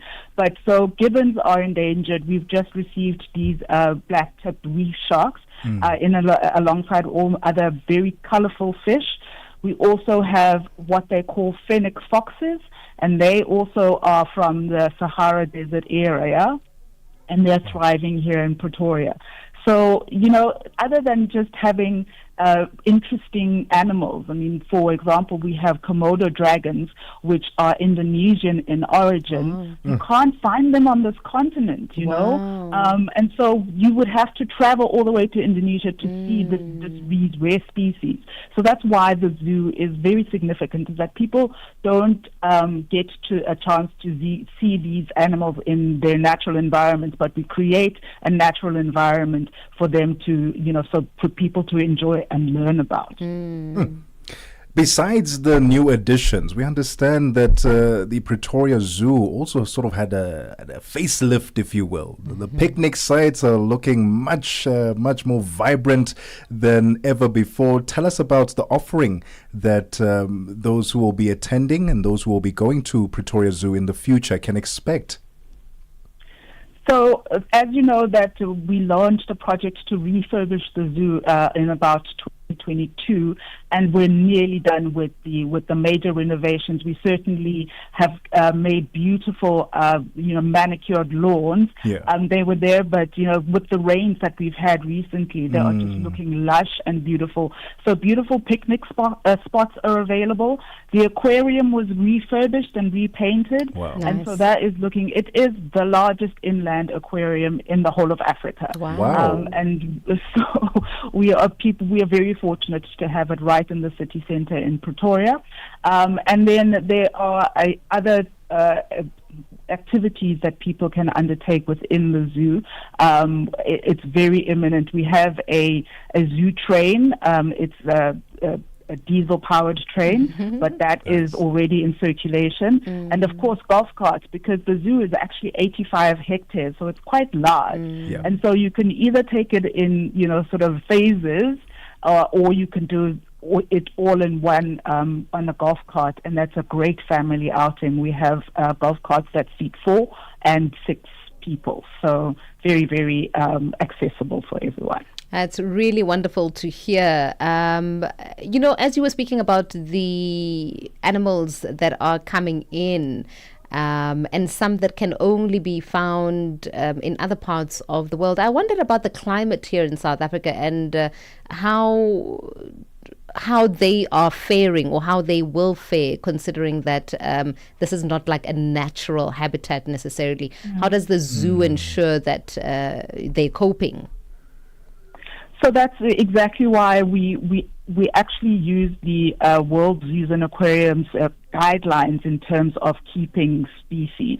I mentioned the Komodo dragons. We keep them in very warm environments and humid because of the fact that Indonesia is hot and humid. So we've got, sort of heaters in their enclosure, and there's humidifiers that keep them warm as well. So each of the enclosures is adapted to the species that it houses. You'll see that also when you come to Snake Alley, that each of the animals is catered for specifically for the environment in which they would originate. In sticking with the conservation conversation, you have a Cape vulture breeding program. I wanted to find out more about that and why it's so important. So you will see, there's actually very good reasons for having vultures in the wild, and that is about, stripping animal carcasses, the recycling. They're called the recyclers of the ecosystem. So we actually do need vultures in the environment, and people, not only encroach on their land but also poison them. So because of they want to protect their livestock or whatever it is, and there's cultural beliefs around vultures, and so people use their body parts and things. So the issue then is we need to keep them replenishing into the wild so that they can. We've got a lot of game reserves that still have wild roaming animals, and so vultures play an important role in the ecosystem. So we have some chicks that we've reared, and as I said a little bit earlier, we actually released some Cape vultures into the wild in the Cape area, and so we keep growing the shall we say stock of birds, and then releasing them into the wild as they reach maturity. We have about 25 that are out at the zoo at the moment. All right, Nompumelelo, tell us about the activities then that will be taking place on Friday. Are there going to be special prices? I mean, fares, rates for those who will be visiting? So the zoo has actually discounted its prices for this year while we're finishing off our construction phases. So it's 100 Rand for an adult, it's 70 Rand for a child, and young children under 2 come in for free.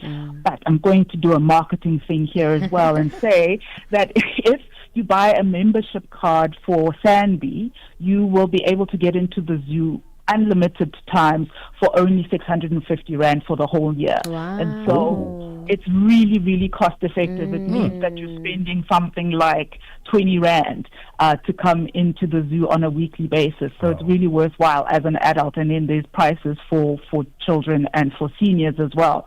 For seniors, I think it's about 480 Rand for the whole year. So, you know, to be able to take your children somewhere, especially during school holidays, it's really worthwhile investing in that. Also, we have a program, an educational program for youth that we charge anything from 20 Rand to 50 Rand for scholars. And that you can just book through the NZG website or online by phoning them. Oh, Nonpumelelo, thank you so much for your time this afternoon. We can't wait to celebrate Endangered Species Day with you on Friday at the Pretoria Zoo. And we're hoping that many, many people come through to see these new additions and also hop on board with conservation efforts, just appreciating the wildlife around us. Thank you so much for your time this afternoon. Fantastic, and thank you for the opportunity. The voice of Nompumelelo Mphulo, SANBI representative. Again, SANBI stands for the South African National Biodiversity Institute. They're all about conservation. And on Endangered Species Day, this Friday, we are going to Pretoria Zoo to check out the new baby gibbon and the reef sharks. I think that Nompumelelo is all right. I mean, imagine, you get that SANBI card, which gives you unlimited access to the zoo, and you take your children with. They're learning every holiday, every chance they can get for a... 20 Rand? Yeah. 20 Rand per visit. And I mean, the zoo is massive, so they have a lot to go through.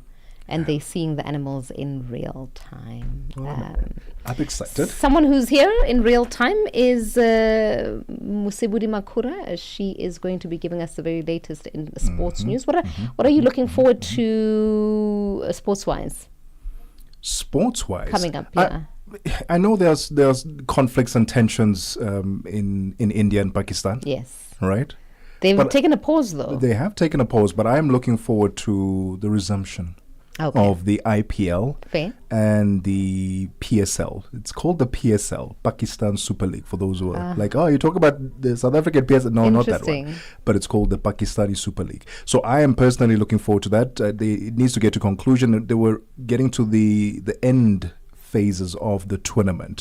About to get into the playoffs, the qualifiers, and so on and so forth. So I am looking forward to the resumption of that.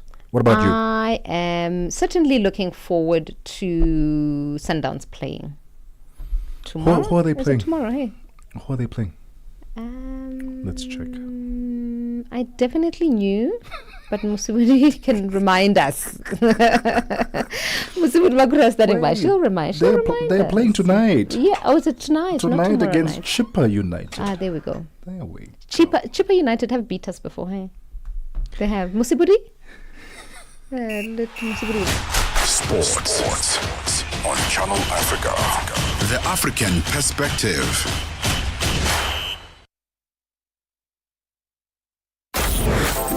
Join Tebogo and Nompumelelo on the upside, where optimism meets opportunity.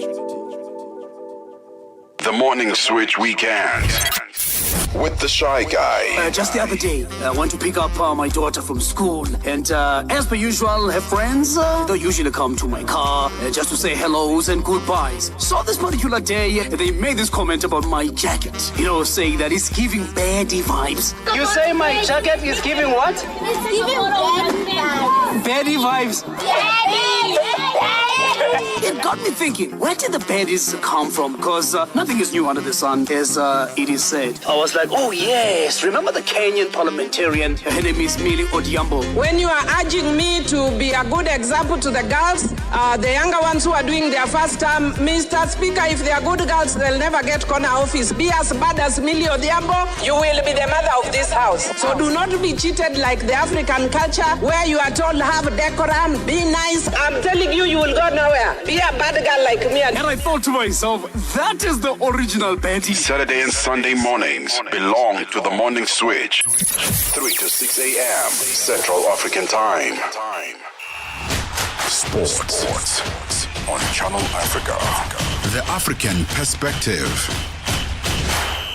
And a very good afternoon from the sports desk. Now, Proteas coach Shukri Conrad says a win in the World Test Championship final against Australia next month will go a long way in convincing the International Cricket Council that South Africa deserves a place at the main table of Test cricket.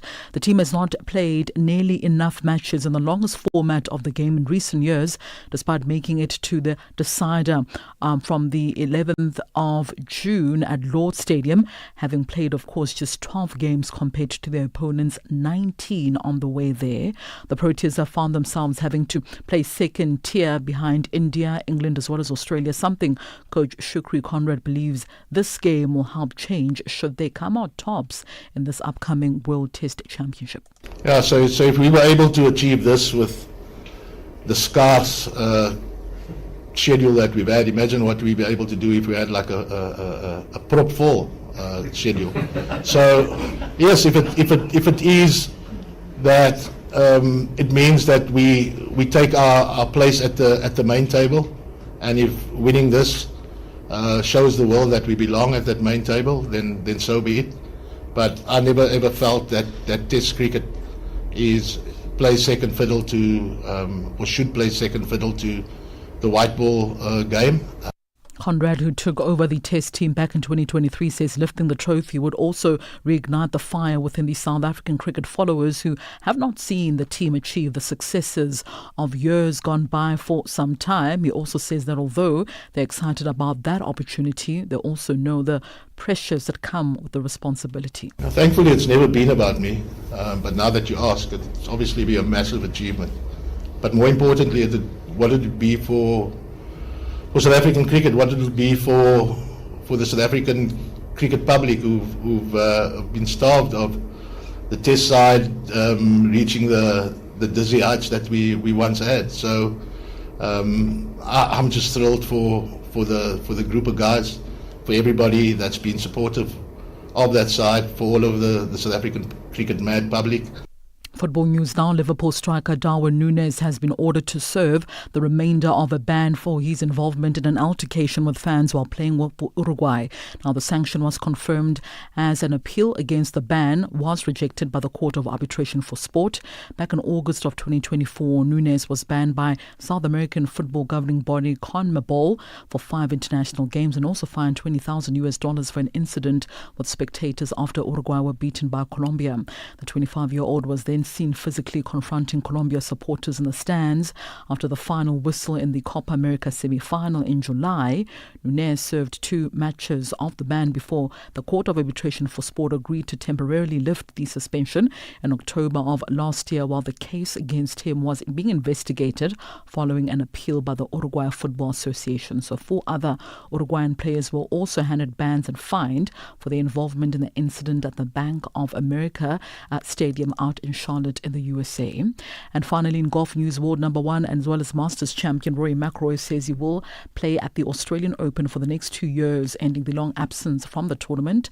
The Northern Irishman became just the 6th golfer to complete a career Grand Slam of about 4 majors with his dramatic playoff win at Augusta National just last month. So on the eve of the second major of the year, the US PGA Championship at Quail Hollow, McIlroy announced that he will tee up in the Australian Open from the 4th until the 7th of December this year at the world-renowned Royal Melbourne course. The 36-year-old will also return to Australia in 2026 when the prestigious event moves to the nearby Kingston Health course. Australian tournament organisers are also hopeful of luring home PGA Tour winner Min Lu Lee, as well as major champions like Cameron Smith, as well as Adam Scott. That's a wrap from the sports desk at the Sawa. For Channel Africa Sport, I am Mosibu Di Makura. Sports on Channel Africa. The African perspective. My name is Neto, N-E-T-O Chamani.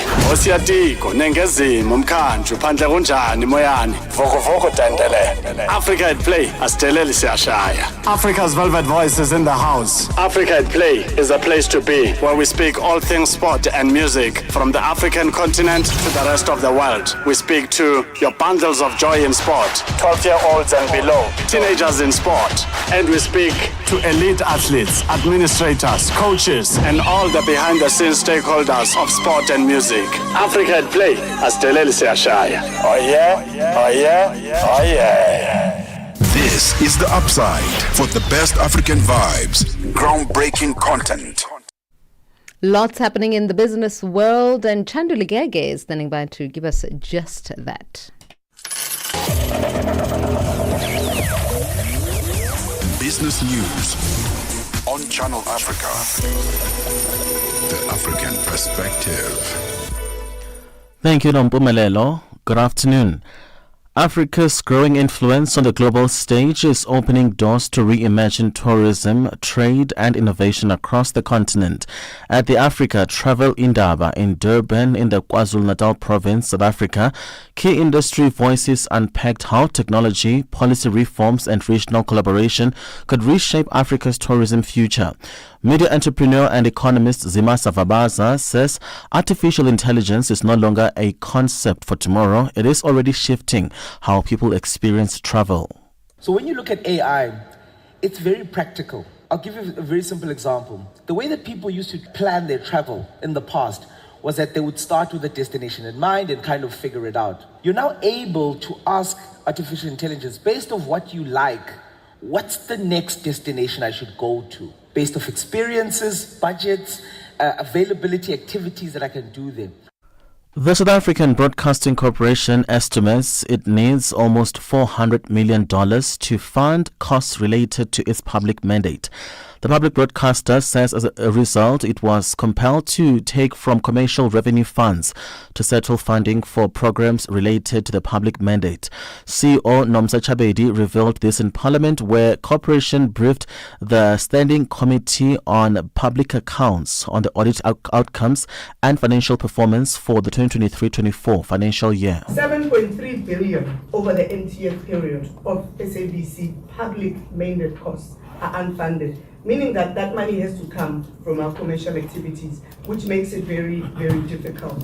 So we are self-funding at the moment, and what this does really is that it's impacted our ability to reinvest in ourselves. South African power utility Eskom said it is important that a solution is found for the skyrocketing municipal debt owed to it. Members of the Eskom's board and executive management team briefed Parliament's Electricity and Energy Committee on the winter outlook in terms of the provision of stable electricity supply. Eskom Group Chief Executive Dan Marukane says its debt relief program could be at risk if the issue of debt owed to it by municipalities is not resolved. We need to resolve the Munich debt. The Munich debt that is spiraling out of control is running the risk of undermining the benefits coming out of the debt relief program. But we need to find a solution to that as well, so that we don't have the debt relief program impact being negated by the Munich debt escalations. The Central Energy Fund, CEF, has handed over leased assets and $272 million in funding to operationalize the newly established South African National Petroleum Company. 3 of the CEF group subsidiaries have been merged from SANPC in a process which began in 2020. The formation of the petroleum company follows President Cyril Ramaphosa's 2020 State of the Nation address, where he emphasized stabilizing and refocusing state-owned entities to drive economic growth and development. Chairperson of the CEF Group, Ayanda Noah, addressed the media in Sandton, north of Johannesburg, today. One of the pieces of work that we did in establishing the SNPC was really to develop a business case and look at the market and see how big is the size of the opportunity in the market. And we know also that the oil and gas environment is susceptible to geopolitical tensions that happen.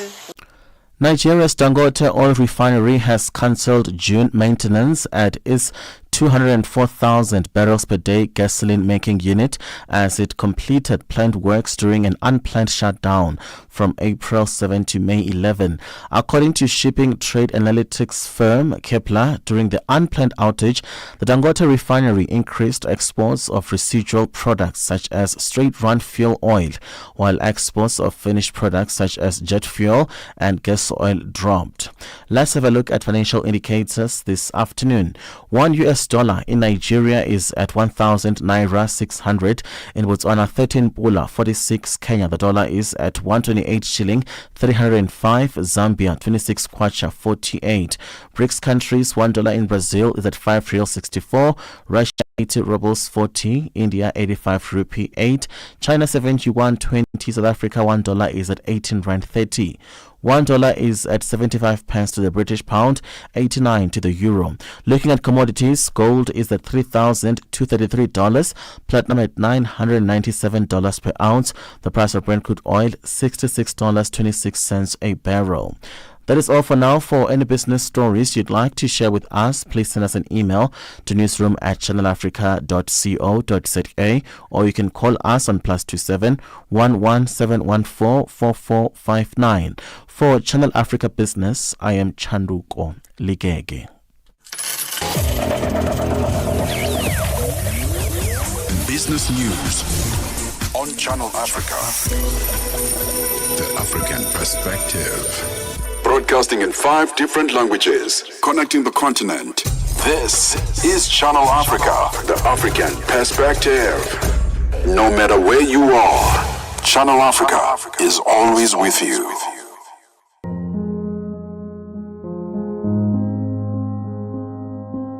Led, African run, and deeply rooted in its heritage. It's the only international station that speaks to Africa in its own voices. English, Kiswahili, Chinyanja, French, and Portuguese. The languages that unite 1 billion people. We have been there through every shift, every milestone, and every triumph. Not just reporting history, but shaping the conversations that define Africa's future. For brands, media planning, and advertisers, Channel Africa is more than just a platform. It's an opportunity. With 25 compelling shows covering current affairs, sports, business, music, and lifestyle, we deliver an engaging Pan-African audience ready to connect, invest, and act. Multi-award winning, internationally recognized, digitally accessible across the globe. When Africa speaks, the world listens, and Channel Africa makes sure of it. For business, for culture, for Africa, partner with Channel Africa, because Africa's voice is the future. Africa is a story, a living, breathing, ever-evolving masterpiece. And for over 5 decades now, one voice has told it like no other. Channel Africa. More than just a broadcaster, Channel Africa is the pulse of the continent. African-led, African-run, and deeply rooted in its heritage. It's the only international station that speaks to Africa in its own voices. English, Kiswahili, Chinyanja, French, and Portuguese. The languages that unite 1 billion people. We have been there through every shift, every milestone, and every triumph. Not just reporting history, but shaping the conversations that define Africa's future. For brands, media planning, and advertisers, Channel Africa is more than just a platform. It's an opportunity. With 25 compelling shows covering current affairs, sports, business, music, and lifestyle, we deliver an engaging Pan-African audience ready to connect, invest, and act. Multi-award winning, internationally recognized, digitally accessible across the globe. When Africa speaks, the world listens, and Channel Africa makes sure of it. For business, for culture, for Africa, partner with Channel Africa, because Africa's voice is the future. Africa is a story, a living, breathing, ever-evolving masterpiece. And for over 5 decades now, one voice has told it like no other. Channel Africa. More than just a broadcaster, Channel Africa is the pulse of the continent, African-led, African-run, and deeply rooted in its heritage. It's the only international station that speaks to Africa in its own voices: English, Kiswahili, Chinyanja, French, and Portuguese. The languages that unite 1 billion people. We have been there through every shift, every milestone, and every triumph. Not just reporting history, but shaping the conversations that define Africa's future. For brands, media planning, and advertisers, Channel Africa is more than just a platform. It's an opportunity. With 25 compelling shows covering current affairs, sports, business, music, and lifestyle, we deliver an engaging Pan-African audience ready to connect, invest, and act. Multi-award winning, internationally recognized, digitally accessible across the globe. When Africa speaks, the world listens, and Channel Africa makes sure of it. For business, for culture, for Africa, partner with Channel Africa, because Africa's voice is the future. Africa is a story, a living, breathing, ever-evolving masterpiece. And for over 5 decades now, one voice has told it like no other. Channel Africa. More than just a broadcaster, Channel Africa is the pulse of the continent, African-led, African-run, and deeply rooted in its heritage. It's the only international station that speaks to Africa in its own voices: English, Kiswahili, Chinyanja, French, and Portuguese. The languages that unite 1 billion people. We have been there through every shift, every milestone, and every triumph. Not just reporting history, but shaping the conversations that define Africa's future. For brands, media planning, and advertisers, Channel Africa is more than just a platform. It's an opportunity. With 25 compelling shows covering current affairs, sports, business, music, and lifestyle, we deliver an engaging Pan-African audience ready to connect, invest, and act. Multi-award winning, internationally recognized, digitally accessible across the globe. When Africa speaks, the world listens, and Channel Africa makes sure of it. For business, for culture, for Africa, partner with Channel Africa, because Africa's voice is the future. Africa is a story, a living, breathing, ever-evolving masterpiece. And for over 5 decades now, one voice has told it like no other.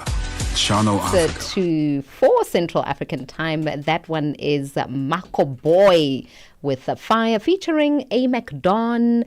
And do you want to guess where those sounds are from? I'm going to say Namibia. Mm-mm. South Sudan. Shut up, as guess. Okay. I was going to say I'm going to guess right. I just guessed. You were just shooting in the dark. You also didn't care whether you were right or wrong. Aye. All right. We have very exciting news coming out of South Africa.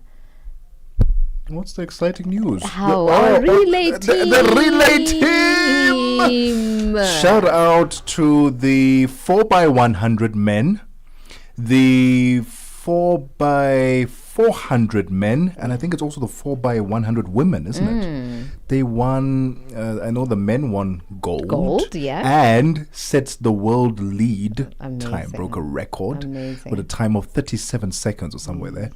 And then the 4x400 men, that was not anchored, but one of the participants was a very young man. Yeah. 17-year-old. Yeah. What Kukamur. Yeah. And I was like, my goodness me. He's not the refugee that went Wow. to. Wow. Is that where the first place your mind went to? And then the ladies. set a new national record. It's actually the 4x400. 3 minutes and 28 seconds, the time they clocked in. The men's 4x400 set a time of 3 minutes flat. Incredible. How insane is that? Oh, shout out. Congratulations to Team South Africa at this year's World Relay. That means that they qualify for the World Championships that will be taking place later this year. It's all really wonderful news. I mean, one thing South Africa does not do is disappoint when it comes to sports. It really, really does not. We're no DNA, just RSA. Just RSA. You remember that? Oh my God, we've gone through so many eras. But that's still an era that we're kind of in, no? We're still in that era. Yeah. And also, I think you did mention it once upon a time, Akani Simbine. Yeah. Stays winning. Breaking Usain Bolt's record. 11 years straight, this man has run under 10 seconds, becoming the first man ever to achieve that feat. Congratulations to him. He is Mr. Consistency. I would imagine the kind of discipline one needs to stay physically, mentally, emotionally fit and agile as he has to be in order to keep breaking his own record. Especially individual sports like athletics. Yeah. It's not like rugby or cricket where you go there as a team. On a Monday we come together. It's an individual sport. It's all innate. It has to come from you and your coach and your little team, right? It's such a small team. And I often see him when he's traveling and he does these diamond leagues, international tournaments, and he's by himself and he's like 2 or 3 South Africans amongst the entire lineup, and I'm like, wow, the discipline it must take you every single day. You are traveling alone, you are practicing alone. Yes, you have a little team, you've got your coach, but what keeps you motivated? 11 years, so consistent, being the only male to have achieved that feat is quite historical, and shout out to Akani. I wish him gold medals. I want him to get gold medals. This year's world champs, I want Akani to win a gold medal. We are certainly rooting for Akani here on the upside. But we have come to the end of the show, just like that. Unfortunately. But we will be back tomorrow. We are making way for Tummy Time, and that Tummy Ngubeni is going to be giving us the Africa in Business show. And shortly after that will be Joel Moteba. Absolutely. Yeah. All right. Before we head out, just to leave you with a random thought. Oh dear. A random fact. Let's hear it. There was a 26-year-old woman who sued her ex-husband for wasting her youth. After 6 years and a failed marriage, she's suing him for wasting her youth. The case, reported by Bree Avery Zachary, has sparked debate. Can you really sue someone for wasting your time in a relationship? I think we must. Listen, she's saying her lawsuit accuses her ex-husband of emotional distress, loss of opportunity, and robbing her of her prime youths under false hopes, no kids, no home, no legacy, just broken dreams and time she can't get back. That must be tough. So they never got married? Or they did, but never had children? Yeah, they did get married, but they didn't have never had children, kids. Never had a home, nothing. None of that. That's tough. But what was she doing in all these years, Nai? I have no idea. No sense of accountability. Surely in year 5, she should have looked around her and said, all right, this man is not getting me anyway. Let me get me somewhere. Are you about to sue your ex for wasting your time? No. Let us know. Yeah, look, let us know. Are there any? You're still in the prime of your youth. You have no one to sue for anything. Prime of my youth. I mean, there might be people who come off the bay and say, I've wasted their youth. Oh dear. Okay, let us know in the little time, in the 4 minutes that we have before we have to head out, if there's anyone you're going to be suing. Have you wasted anyone's time? Personally? Yeah. Yes. And you knew when you were wasting their time that you were wasting their time? I didn't know that I was wasting their time. It just so happened to be that it didn't work out as planned and as promised. And also, takes 2 to tango, right? It's a relationship. You're not doing this by yourself. So yes, I'm pretty sure there must have been a time when someone is going to come after me and say, I'm going to sue you for wasting my time like this lady did. Let's see. Yeah. I've stepped into your time. another umpeto. Another session. My goodness, I'm not even going to go into that because that will take. Lovely to be with you once again. Good afternoon. How are you? Love your outfit. Love it. Thank you so much. It must be the color. I've brought the sun into the studio today. Stunning. I've brought the sun into the studio. I know you really enjoyed this last time. Remember when we were speaking to one of the candidates for the African Development Bank presidency from Mauritania? Well, we've got another candidate. Yes, we do. We've got another candidate. This time, it's a Zambian candidate for the presidency of the African Development Bank. This is Dr. Samuel Mayimbo, also a very impressive CV. He has specialized in development finance across Africa as well as the globe, and he has worked for the World Bank. He was responsible there for performance review. All right, I see the World Bank is what gets the wows. Very impressive. And he also focused on the budget there as well as strategic planning. So we get to talk to him today and find out what are his plans for the African Development Bank. I like the series. It really is, right? We get to meet them and where they're from and from the different countries as well. What I really love about it as well is just exposes the wealth of talent that the African continent actually has. You know, individuals who are captains of industry, who've been trailblazers and have been at the forefront of economics and development across the globe. And we get to meet them right here. But I think it's also interesting the agenda setting of these individuals based off of where they come from, what matters to them, and also what matters to the continent and for the continent, and what does Africa really need. And just going through the different profiles, a lot of them do have Africa at heart. It's very interesting. Africa at heart, and what are the solutions that they would want to implement should they get that post for the development and the economic development of the continent. So that's just part of what we've got in store for you. And also, you know, obviously the G20 is currently underway. Apart from the employment working group for the G20, there is the B20. Now that's the official business group for the G20, and that's designed to amplify the voice of the private sector and also assist in the development of policy recommendations, etc. So we'll be speaking this afternoon to the head of secretariat for B20 South Africa, based at Business Unity South Africa. That's Dr. Anthony Costa. Wonderful. Sounds exciting. Stay tuned.